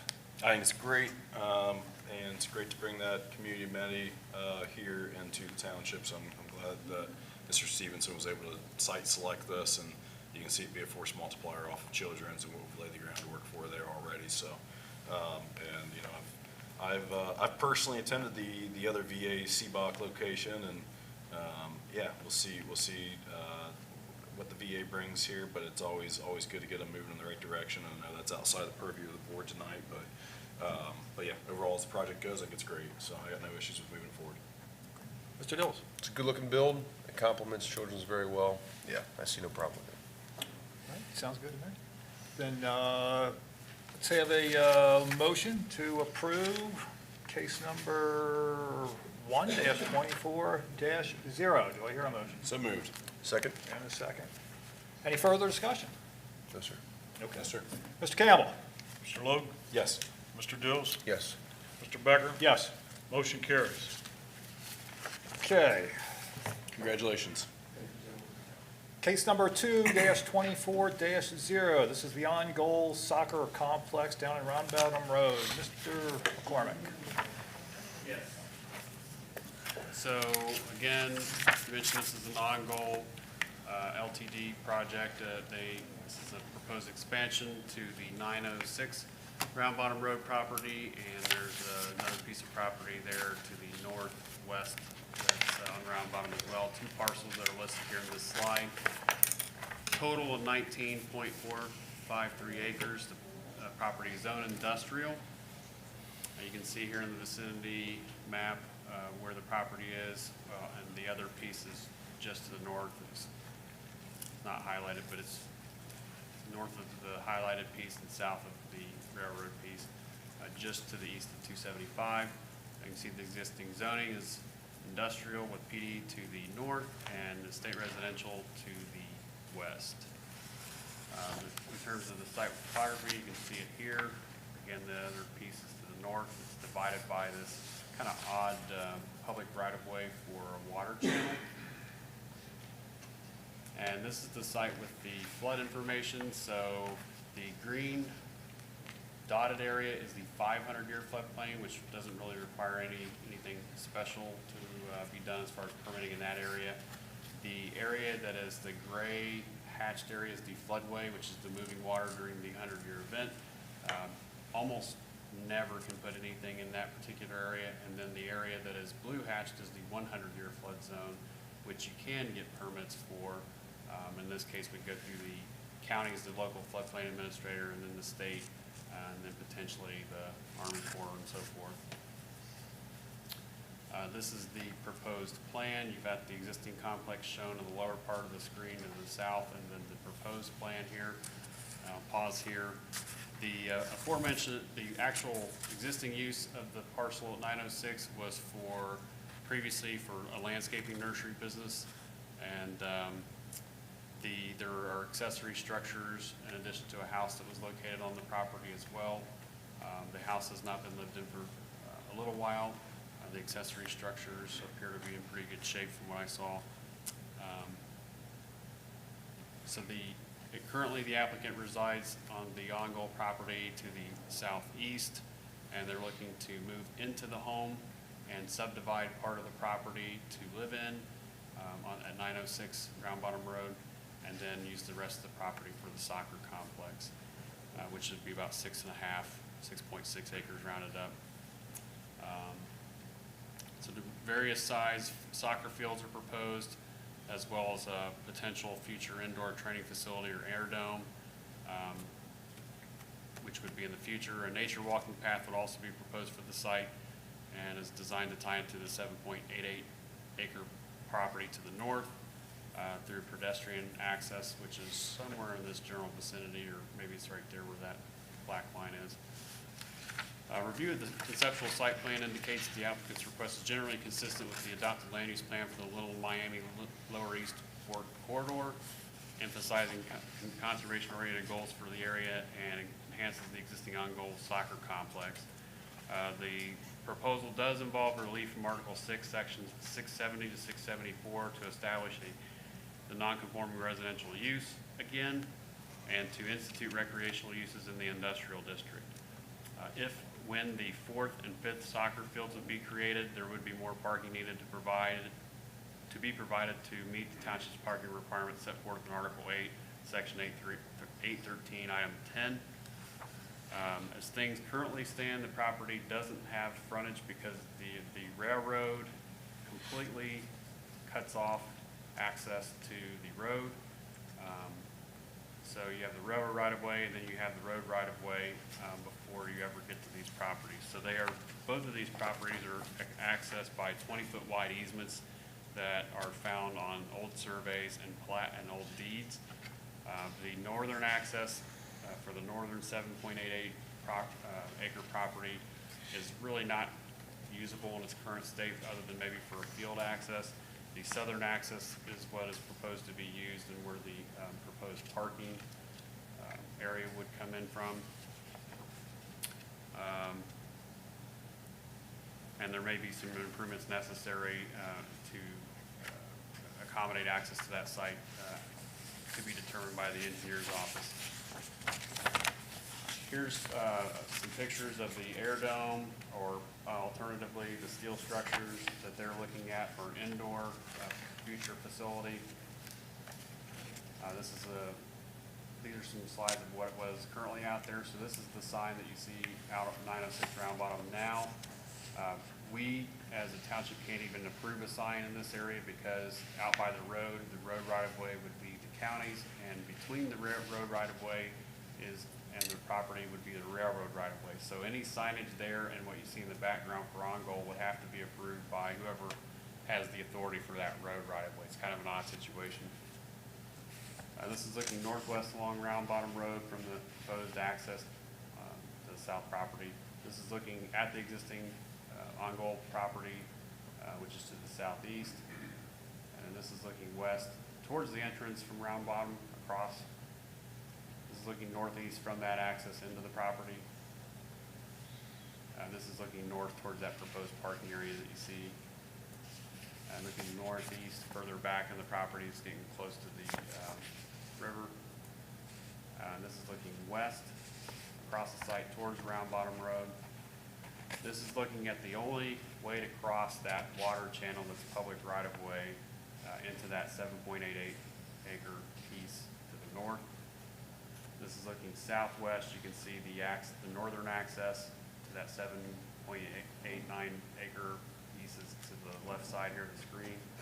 And this is what it looks like at Round Bottom Road. In terms of the remaining portions of the staff report, there would be some potential relief needed for the proposed fencing in the front of the property, but it's Kentucky board fencing, which would match what is in the area. There's not landscaping necessarily proposed between the proposed uses, but there's a significant amount of green space, 250 feet or more between the proposed parking and the anticipated building in Round Bottom Road. Overall, the requested uses are considered reasonable by staff, as the proposed uses involve minimal building and paving activity if approved and little disturbance within the floodplain. If all the necessary approvals can be obtained by the railroad operator, owner, and the county engineer and the floodplain administrator, staff believes the zoning related issues can be addressed once a finalized formal site plan and all accompanying information is submitted.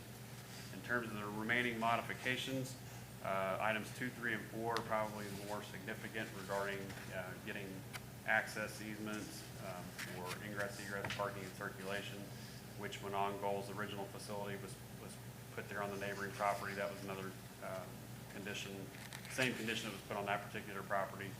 They will need to add additional parking and circulation to accommodate fields 4 and 5 and beyond if they would get to that point. And then the signage would need to be capped at under 10 feet, monument signage, and may need approval of the railroad operator and or the county based on the location of the sign. These other items that are in the staff report and also on the slide are considered to be more minor in nature. And that concludes my report. Any questions? Mr. Logue? I have none. Thank you. Mr. Dills? Yeah, is it all going to be artificial turf or natural? Any idea? I don't remember the answer to that. I think there was going to be some turf, especially for the indoor facility, but I'm not sure for the exterior. I'm going to ask the applicant when they come up here, but it's a pretty big soccer complex. And so is the game plan to, if they have big tournaments there and things like that, they're going to need adequate parking. I mean, that's, from what I see now, there's just none. And that's a lot of soccer fields. I mean, that's competing with like, you know, Finley Ray. That's competing with like, you know, that looks pretty big. And so I'm thinking Finley Ray, Miami Meadows, that's a pretty big soccer complex, which I like it. The design looks really nice, but where, can you hover your mouse over the current parking? Just right there in the center? Current parking areas are here, here, and I think here. And the proposed parking areas are here. And I'm not really sure if they have to add parking, if it's going to be in this same general area. They do have some room here that they could move, but I know that they're trying to keep this area you see kind of with that black dot. Yeah. That's what they want to fence off as part of their residential. So if they had to add more parking, I don't know if they would move that or if that would be more towards Round Bottom Road.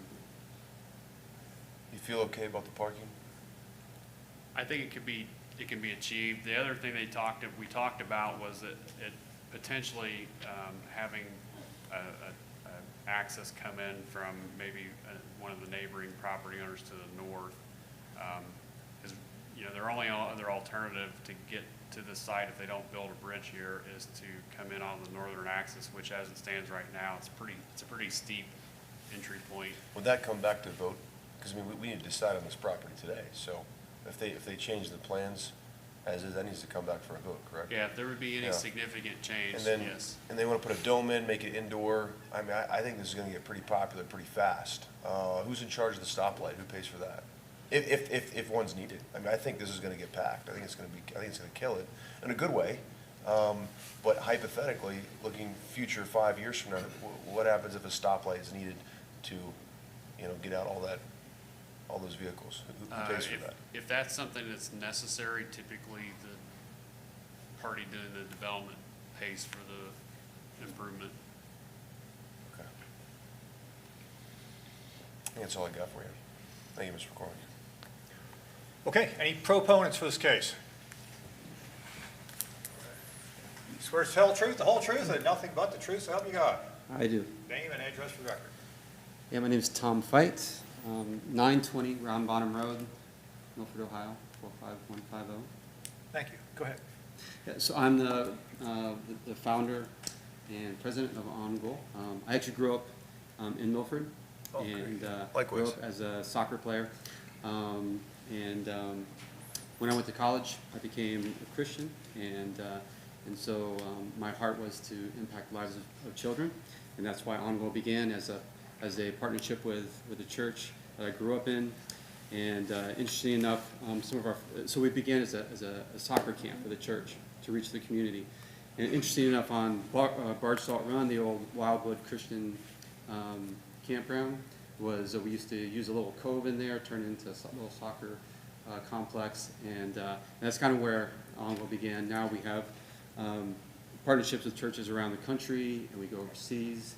We now have a soccer club and other soccer training programs, all aim to impact the lives of kids. Make great soccer players, but also to lead them toward Christ. And so that's our heart as an organization. 5 years ago, we were here and to purchase the property we have now, 920 Round Bottom Road. In 5 years, I think we've done a good job of developing that property to make it a beautiful place, a place where people love to come and as players and as fans, and just to say too that it's a private complex, and it's for our club members, but we are just grateful for the opportunity to buy the beautiful property next door, and that's 906, this property here, and to expand, to have really for us, it's a little bit more space, additional soccer field, another soccer field, training area, the potential for a building. The building is not even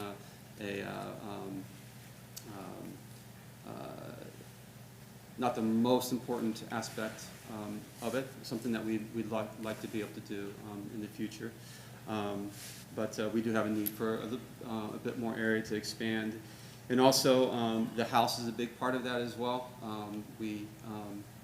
It'll be for our housing, and we use the house now to live in, and that'll become part of a housing for our staff. We actually have missionaries, people that work with us. In fact, with me is Christy is one of our coaches. He's from Brazil. Him and his wife came over. They're on their second. They've been over here for close to 8 years, and great people. So it would be house people like that. It gives us an opportunity, would help us in that way. But we have a very big.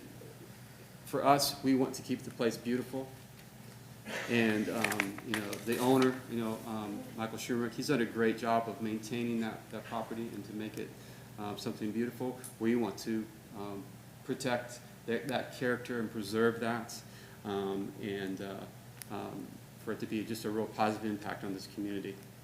So that's our heart. I love your story and your ministry. Thank you. Mr. Logue, any questions? Well, I'll just make the statement, likewise, just absolutely phenomenal program for the youth and for the community, and applaud you for the work and effort that your family and all your coaches put into it. So,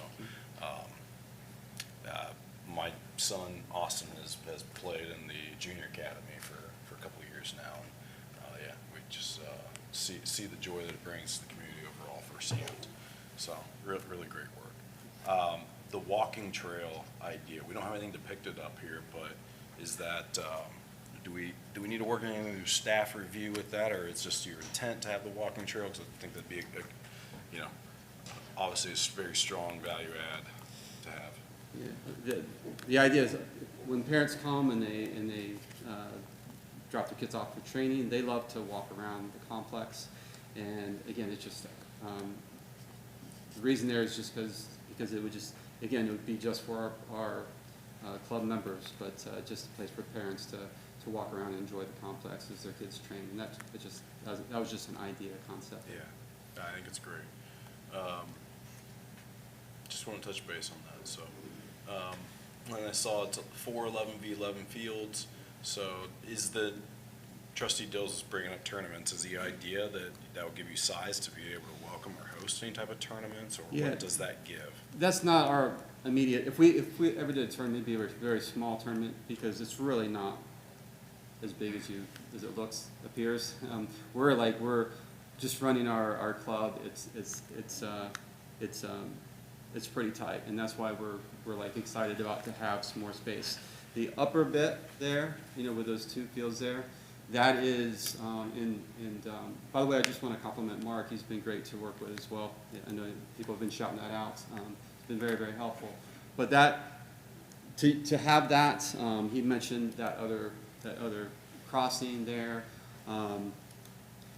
We a long ways before I think that would happen, because you'd have to have additional parking in a way to get to those backfields. That's not an immediate priority there to have that. It just gives us room for future growth. A lot would have to happen with that crossing and working with the railroad and all that. So, but that's not our game plan. It's not to host big tournaments. Okay. All right. An invitational tournament, where it's a high school tournament or something, we're talking limited. It wouldn't be, nothing grand. How many members do you currently have in the organization, the club? Our club, we have 20 teams. That's about 350 kids. We have high school programs in the fall, and then we do a few weeks of camp during the summer. We're not there all the time. We do a lot of traveling. We travel around the country, during the summers. So it's really a limited even windows of when it's really busy for us. Okay, great. I'm good. Thank you. Mr. Dills? Yeah, Mr. Fight, thank you for coming and sharing your story as well. Appreciate that very much. Same question I was asking Mr. McCormick. So artificial turf, natural grass, what are you thinking? Right. Mostly what you see would be natural grass. The idea of where that section there, we would like to have the opportunity to have a turf field. We have no immediate plans to build a full-size turf field, but to have that would be tremendous for us, because it just gives us opportunity to train more often, whether through the winter. But the idea of if we had that, the reason why the dome idea as well is because it's a possibility for us with the summit. So that would be a turf. That would be a turf, and we would like to put turf in, even if it's a small training area. Sure. Sure. But mostly grass. When you say club, what does that mean? So, for example, there's I-9, there's Say Soccer, there's select programs like Cup and Passion, Impact, things like that. What is your club? What is that? Passion FC is the name of our club. Okay. Well, I like it, but I'm not in love. You got my support tonight, but I'm not in love, and I'm gonna tell you why. Because, so for example, it's private property. You buy this, it's your property. You can do what you want. So I like it, but I'm not in love with it. I'll tell you why. Just because, for example, if I look at,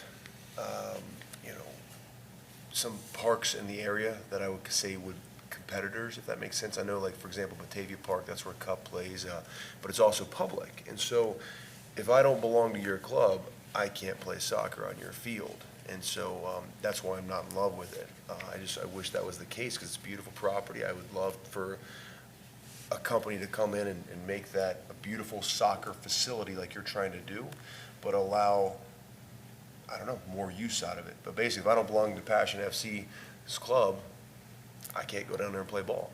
Can I compliment? Please, yeah.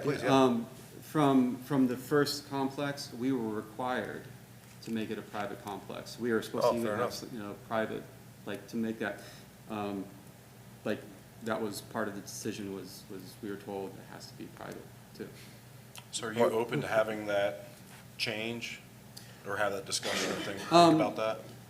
Well, we have Cup come to our place, we have all the clubs come and And play against you play guys. against Yeah, us. correct, yeah. Absolutely. Yeah. And by the way, they come to us, and most teams that come to us, they love to come onto the complex and play. We're one of the favorite places to play, I think, because we do a really good job of trying to take care of our fields and maintain them, Yeah, make yeah. them great quality fields. But to, the only, I mean, I don't know if it would be session that we, like other places would do, lease fields out for, Sure, yeah, yeah. I mean, it's your property, you don't have to. well, yeah, So but part of that as well is that we are a nonprofit. Correct, And we can't aware. get in the business of leasing fields out as well. But most of the time, our fields are, even with our club, I mean, they are, like, we have to manage them very, very closely to maintain Sure. them. So it is really even a maintaining places. Sometimes we go to Finley Ray and we ask, can we lease a field for, training at certain times if we need that. Sometimes they say yes, sometimes they say no. Sure. Because it's the same issue. I get it completely. And they're also, your hands are tied because you are a nonprofit. I understand. And again, I mean, I like it, but, and so are you telling me that the township's the one that restricted you to do that? Well, I'd like to look into that to revert. Why would the township restrict him? Mr. Campbell, you would have been here at the time. Any idea? Do you recall this? I don't. Does anybody have any idea? I've talked with Meg in the past, and What's- the background that I got was just the fact that when they first came in front of the township previously, the bar was set kind of high in the sense of the township thought that it wasn't going to be a successful idea, and they've proven that wrong. Now, I may be remembering a conversation wrong, but you can speak more to it. But I've always had in my mind that it was kind of hard working initially to convince and say, hey, this is what we want to do and it's going to be successful. And time has told that you've been successful. They gave you an opportunity, but it was kind of difficult to get that door open. So it sounds like there was a restriction that was levied there previously. You have to be private, whatever. I mean, that's why I want to ask the question. Anything that's been a restriction or limited on you in the past, now's a great time to bring it forward as a perspective to share. Yeah, what year was that, roughly? 19. 19, yeah. When? 19. So you were I was not elected, no. It did not come before me, yeah. Okay. So it wasn't long ago. So, but so there's a lot of brains up here. Does anybody have any clue why? Because I'm trying to think the logic. To me, it makes no logic. Why are there restrictions on the soccer complex? Anybody's free to speak if anybody has any idea. Does anybody have any idea why? I wasn't here, Thanks, but Scott. my thought would be maybe the traffic would potentially be viewed as being a lot higher volume. Okay. But if that were the case, they would have to make other improvements to serve the site. So that's a good question. So I've seen some head nods, yes, to what that, to traffic. what if Round Bottom goes nuts, this soccer complex booms, and a traffic light's very expensive? Tell me again, who pays for that? Typically, the developer involved So them, they would would. be, yeah, so like, But how do we force them to put a stoplight in if the engineer says, hey, one's needed? that would be the engineer's office then saying, here are the conditions with which we will issue an improvement to occur or access to occur to the property. Okay. And so there would be thresholds, and if they reach a certain threshold for expected traffic, then they might have to put in a light, or they might have to put in turn lanes. I see. So they would have to submit the necessary traffic information to the engineer for them to make that determination. But that I suspect that's probably in part what drove them to make it private. Simply because of the potential of traffic is what you're thinking? Okay. Yeah, and we really wouldn't, like, we are a private club, and it's like, and this is, again, it's all, and everything we do is to accomplish our mission. Sure. And so our mission is not to be trying to, again, to lease fields and be that type of a club. We're a small club. In perspective, we're a very small club. I mean, 20 teams is a small club. Sure. And we all of our coaches there's a very they're unique, and that they have the same mission. Sometimes we have to bring them from Brazil, or we have another couple on the way from Peru, Sure. another one from Argentina. Yeah. And because they're mission-minded, they have the same mission. So what we accomplish there is very focused, and we don't want to be grand. We don't want to be crazy. The last thing we do. It's already, for us, we're a small club, and it's already, what it is we want to maintain. We have an interest there because, we live there, and we don't want it to be crazy, but we want to accomplish our mission. That's what we've been able to do, and this will help us continue that. Totally get it. Again, I like it, and it's too bad that a developer can't come in and build the same exact complex and you lead the complex, because clearly you know what you're doing. I get it, I understand your mission, I do completely. Selfishly, for the township, I wish I had a developer come in, put in 10 soccer fields in that the whole community can use and release it out to the I-9 sports or other Impact or Cup or any other, say, soccer programs. But it's just limited to your club, and if I'm not a member, I can't play ball on your field. So, again, I like it. I hope you understand why I'm saying where I'm coming from. And just for the impact of the community, I would like to have a developer come in and develop some soccer fields and be good for the community. And your mission's good for the community. Don't get me wrong. I want you to know where I'm coming from. So, fair enough. Last question is safety. I can't tell based off the picture, so I'm just going to go on what you're saying, and maybe Mr. McCormick can chime in. Any concerns at all? Because the same thing, I think of the church concept, Glen SD Baptist Church, they want to put their football and soccer fields, right? And any concerns with the ball going on round bottom? Any concern about safety at all? Is it set back far enough? Yeah, it's set back. I mean, the closest field is probably 150 to 200 feet away, if I had to Okay. guess. So someone kicking like John Becker could probably do, but that's about it. Yeah, and it's Okay, gonna okay, be. all right, okay. it's Only when also- you're in goal. Only when Yeah. you're in goal, it's PK shot. The road is at a higher elevation as well. Oh, okay, okay. So, Okay. I mean, anything's, I guess, possible, but it would be not very likely. Okay, fair enough, that's all you know. Perfect, that's all I got. Mr. Baker, that's all I have, sir. Okay, thank you, Mr. Vite. Thank you, Mr. I've got, with follow-up from your questions, with the field at the top of the picture anyway, you said that was more or less maybe a long-term plan for that, just where it's at, cost, everything else.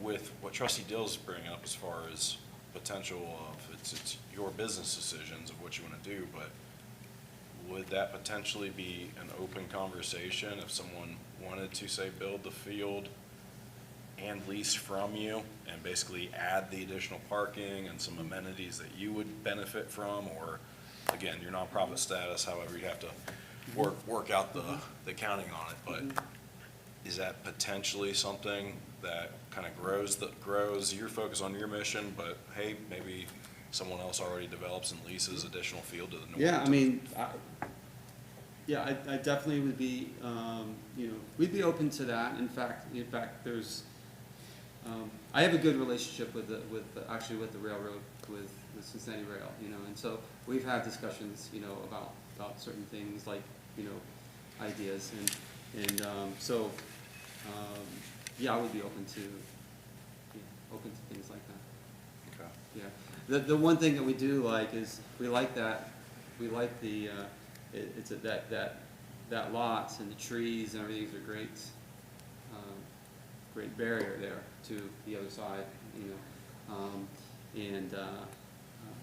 again, it's something that, whatever happens, we want to preserve that, because it's the beauty and character of that. It's a gorgeous property. So, gorgeous property. All right. Well, I'm good, thank you. All right, thank you, Mr. Vite. Thank you. Any other proponents for this case? Proponents? Okay, any opponents? Any opposition? Interested party? Opponents or interested party? Yes, come on up. You swear to tell the truth, the whole truth, and nothing but the truth, so help you God. Yes. Need your name and address for the record, please. Grant Dibert, 522 Park Place. What was your name again? Grant Dibert. Grant? Okay, D-I-B-E-R-T. thank you. Go ahead. I really just had a question, but it seems like the parking's already there. the fields are already there. So is this really just, I want to split this property into two? I mean, is that really the only thing that's going on? Ms. McCormick, any thoughts on that? No, so the area that has the dotted lines around it is what's proposed to be split to keep residential. The remaining part of 906 Round Bottom and the property north of that, that's separated by that water channel, is all the expansion, proposed expansion of OnGoal, whereas the existing facility is down here to the south. So you're But the looking middle at, section is there. what's that? The middle section is currently, This is Here. not. well, no, it is. No, that is currently a vacant lot with a house in the back. It used to be a landscaping facility. That's what it looks like right there. Okay, I thought that was all parking there. No, that all these spaces here that you see on the aerial are where there used to be greenhouse. Okay. The Yeah, old I nursery. said, I just had a question. Okay, thank you. Oh, thank you. All right. Mr. Fight, did you have anything you want to add or clarify with that? Are we good? Sounds like we're good. Okay. Any other opponents or just a party? Okay, that closes the hearing. Mr. Lowe, any thoughts? No, I mean, I'm pretty straightforward with what's being presented, so I'll open up for your feedback. I don't know, Trustee Dills, if that last question to Mr. Fight as far as potential of the field there at the top of the page, or what that may be for where I see your mind going for leasing opportunities. I think that that's an interesting idea as well. Mr. Dills? Yeah, I would entertain for you both to comment on amending our motion when we make it, or adding that we remove all restrictions. And we can't be afraid of growth. Clearly, Mr. Fight and his family know what they're doing, and I don't see this failing. As a matter of fact, I see it succeeding, and succeeding very fast. If it calls for a traffic light, we'll cross that bridge when we get there. But I want them to succeed and do well. Again, selfish, I just wish it was opened up to, more. But that would go with your comment, Mr. Logue, of that top field there. But I mean, it's great for the community. I love it, and it's Christian-minded. I like that, the mission. But I'm not scared of success or what the future is going to come into the future. So if they need a traffic light, we'll cross that bridge when we get there. But I would like to. I wish I had someone up here from 2019 to answer my question, but I don't see why they would allow or put restrictions on him. I just don't understand that.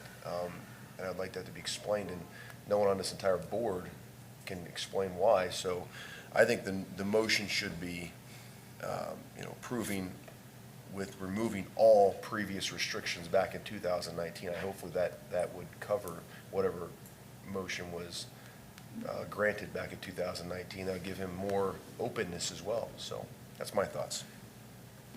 Ms. Recker? Yeah, I guess I don't know what all restrictions there were to remove, so I guess unless I see that list, I'm kind of hesitant to want to make it that broad. I do like the idea of removing the restriction that requires them to, be private? Yeah, As opposed to be public? private, correct. Be private as opposed to public? I agree with you. Mr. Fry, would you like that restriction removed? You would? That's a thumbs up. Mr. Logue, your thoughts on I that? think that's great. Mr. Logue, you want to make the motion then? Mr. McCord, would you have anything to add? Please, I saw him. Yeah, go ahead. So, along with that, item 8 of the staff report was also something that was in the staff report from 2019, and that is, and I talked about this with Mr. Fight, the applicant was encouraged to seek a zone change to PD ultimately within the next 5 years, and so that could also help make this whole process of, maybe going from private to public more seamless. It would allow them some more flexibility down the road, would put the zoning more in alignment with what really would be more compatible instead of the industrial zoning that it has. So will we have to table this, kick it back to the zoning board, or no? Can we make it So a it plan is, that it's a we can make? condition that they at least consider rezoning it to a PD district in the next 5 years. Oh. And that would get them, Okay. They can still come back. they could make the decision about, you know, if they Love it. want to go from private to public at that point. To come back as a PD. Yeah, they could make a decision about whether they're, in that time period, doing the indoor facility, what that looks like at that point. Good. Yeah, there may be more plans, more discussion, basically. So what would that motion look like then? Right. All right, so I'll entertain a motion to approve case number. Hold on. What? But the last thing I was going to add is, I don't think that they'd let us get the canoe and kayak launch idea in that section of the river. I know that's been of interest of yours. But I'm still just trying to think, so not everyone in this room knows that Trustee Dills is a world-renowned goalkeeper playing for the Air Force. And I'm trying to think, how can we get him like out there for some PK kicks? Yeah, I'm sure. You're so stupid. Can we add that to the motion? Yeah. All That's right, fine. go ahead. All right, we'll entertain a motion to approve case number 2-24-0 and remove the restriction that it be private only. So moved. Second. Any further discussion, gentlemen? Yeah, and then, Mr. McCormick, does this motion cover what you're wanting to do with PD? Yes. The added recommendation. Great. Recommended item. Great, let's do it. Anything else, Mr. Lowe? That's good. Okay, Ms. Campbell, let's vote. Mr. Logan, Yes. Mr. Dills, Yes. Mr. Becker, Yes. motion carries. Mr. Fike, congratulations, sir. Congratulations. Okay, seeing that concludes the cases. I see nothing for old business. Under new business, we have the consent agenda, which includes the approval of minutes. There's 5 sets of those from December and then the January 2nd meeting, as well as the approval of payments prepared by Mr. Campbell and the approval of the monthly financial report. Do I have a motion? So moved. Second. Any discussion? None. Mr. Campbell, roll call. Mr. Logan, Yes. Mr. Dills, Yes. Mr. Becker, Yes. motion carries. Okay, purchase orders exceeding $15,000 as recommended by Matt Taylor. Mr. Taylor, what do you got for us? Mr. Becker, I only have one purchase order on the, for consideration tonight.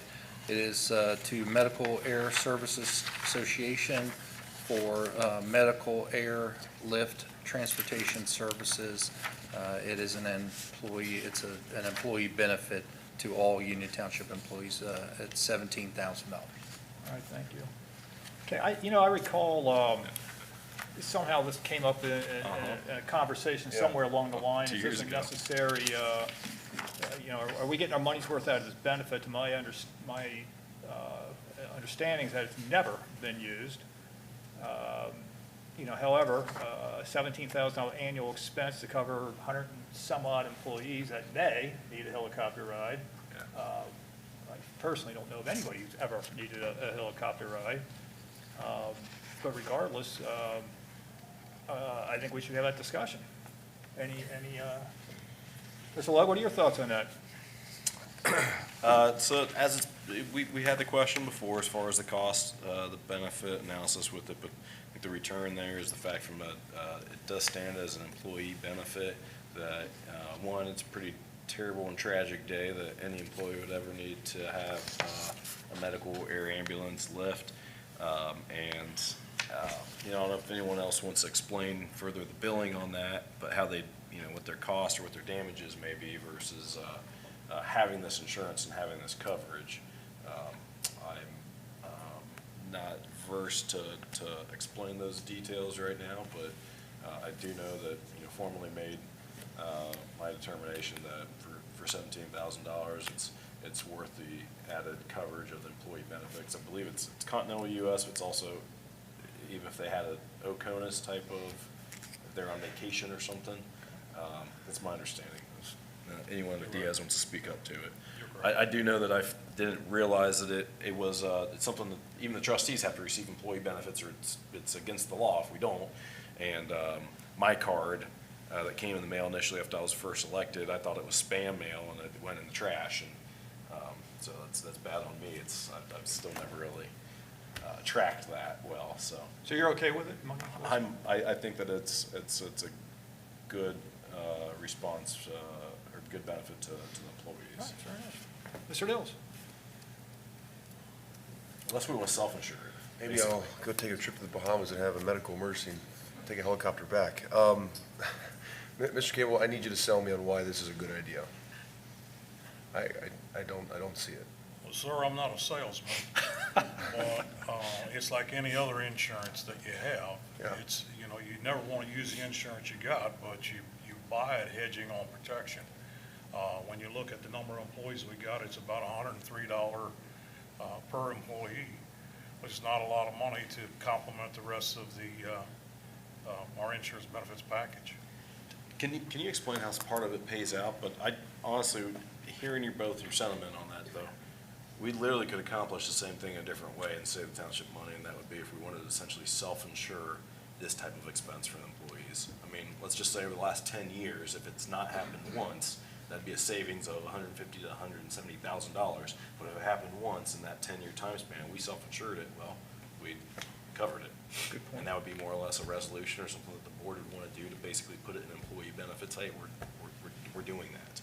So, can you speak to the benefit of it, Mr. Campbell, or do we need? I don't know what that looks like. Do you want to table the discussion if no one wants to, speak more to the benefit of it? And Mr. Campbell, when's this payment due by? I'm sorry? When is it due? Can we This is pay- one that comes up first quarter. I didn't look that up today to find out when it was due. Yeah, I mean, My bad. I get it. There was one time in my life, a helicopter was called for me one time. It was a motorcycle accident, and so, I don't know. I just, would a police or fire EMT not want to come over and work for UT if we don't have this protection? Or would they say, I don't really care? So, Chiefs might have something to say to that. I mean, I don't think it's going to sway. I don't think it would either. I would.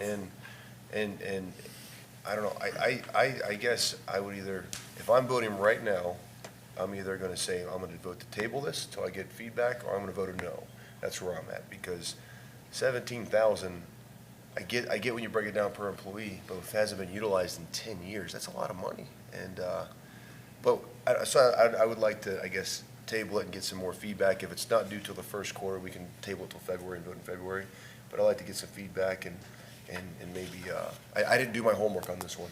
I do apologize. That's my fault. I dropped the ball there. And that's my thoughts. I think it's great to bring it back up for discussion, and I think we'd be timely and efficient with that, and motion to table it.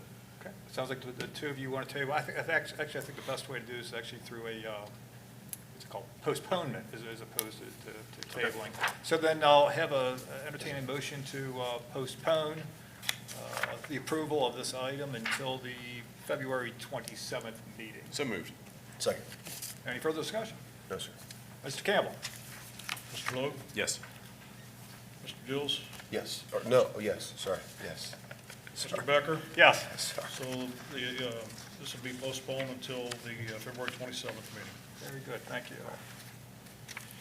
Okay, Resolution 2024-02, resolution authorizing the ARPA funds to be used for the 2024 road resurfacing program.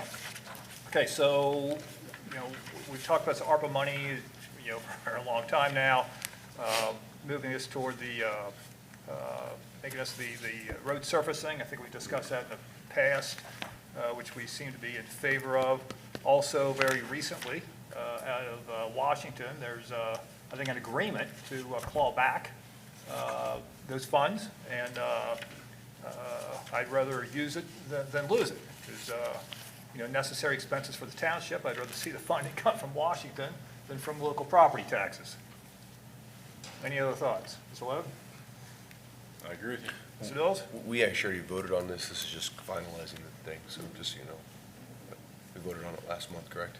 Yes, this is just certified. We authorized to do it. This is actually, this is the resolution that authorizes us to use the ARPA funding, and we use that part of our documentation for encumbering that money.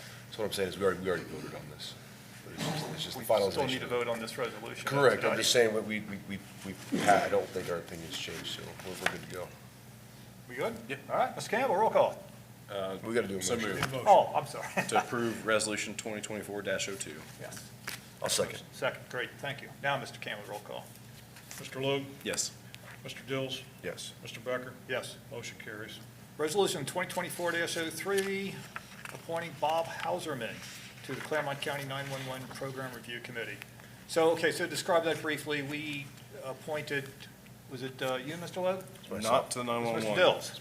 I got the tax. We appointed Mr. Dills, I guess, at the last meeting to be on the 911. That's because the largest township gets their own person, so this is going to be for the other townships. Perfect. Does that make sense?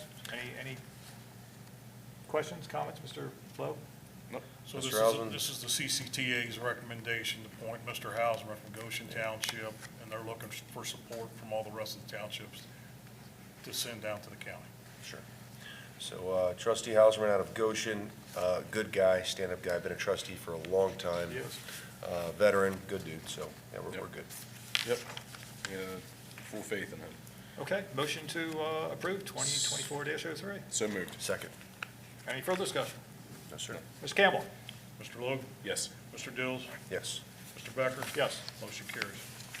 Comments from board members? Mr. Lowe? I just excited and looking forward to this 2024. A lot of busy stuff going on in the township and going to be exciting stuff. Work for the residents and the businesses in the township. Feel like the pieces that are falling into place are just going to hit full stride. Again, happy to continue to improve our communications with our community engagement manager.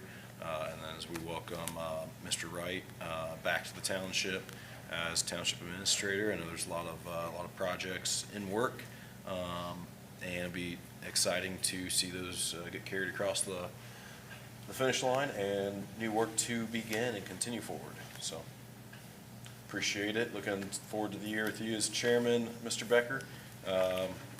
You made it to the end of the meeting. We're all still here, we're successful, so you're doing great, and looking forward to the future here with you at the helm for 2024. And again, Joe, you see our appreciation there for what you did last year, so glad you guys can all enjoy that opportunity. So, thank you. All right, Mr. Dills? So tomorrow officially starts Corey Wright's first day on the job from Loveland. I believe he has a meeting tonight for city council, and it's his last meeting there. And I feel very good about I feel great about our decision. And he is going to hit the ground running.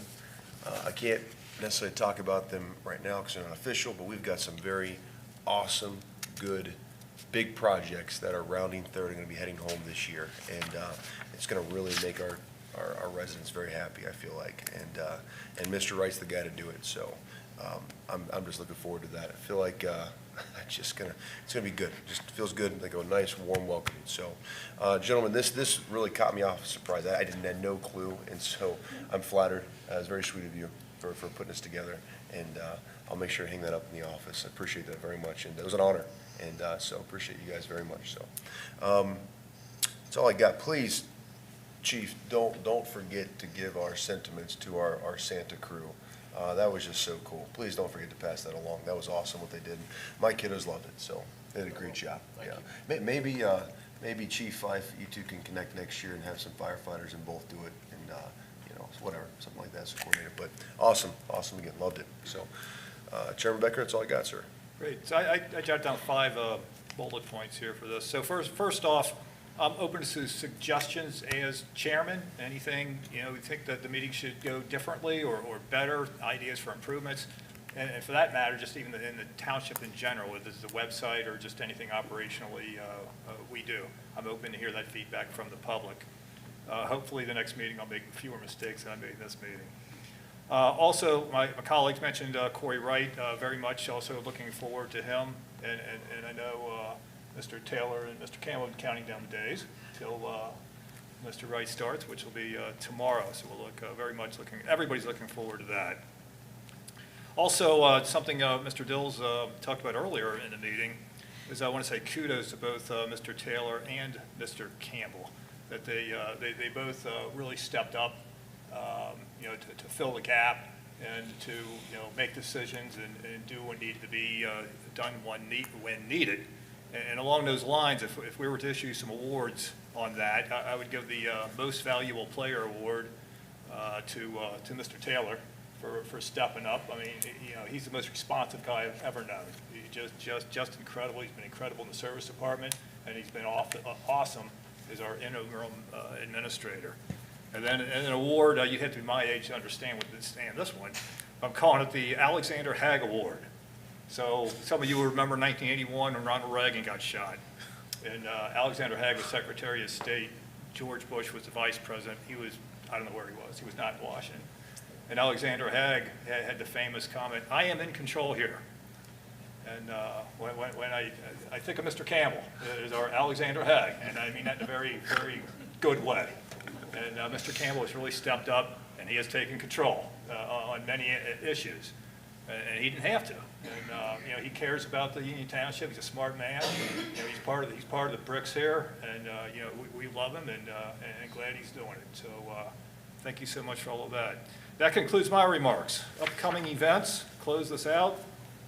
Parks and Recreation Committee will be meeting on, I got January 17th, is that right? January 17th, that was a recent change. At 6 p.m. here at the Civic Center.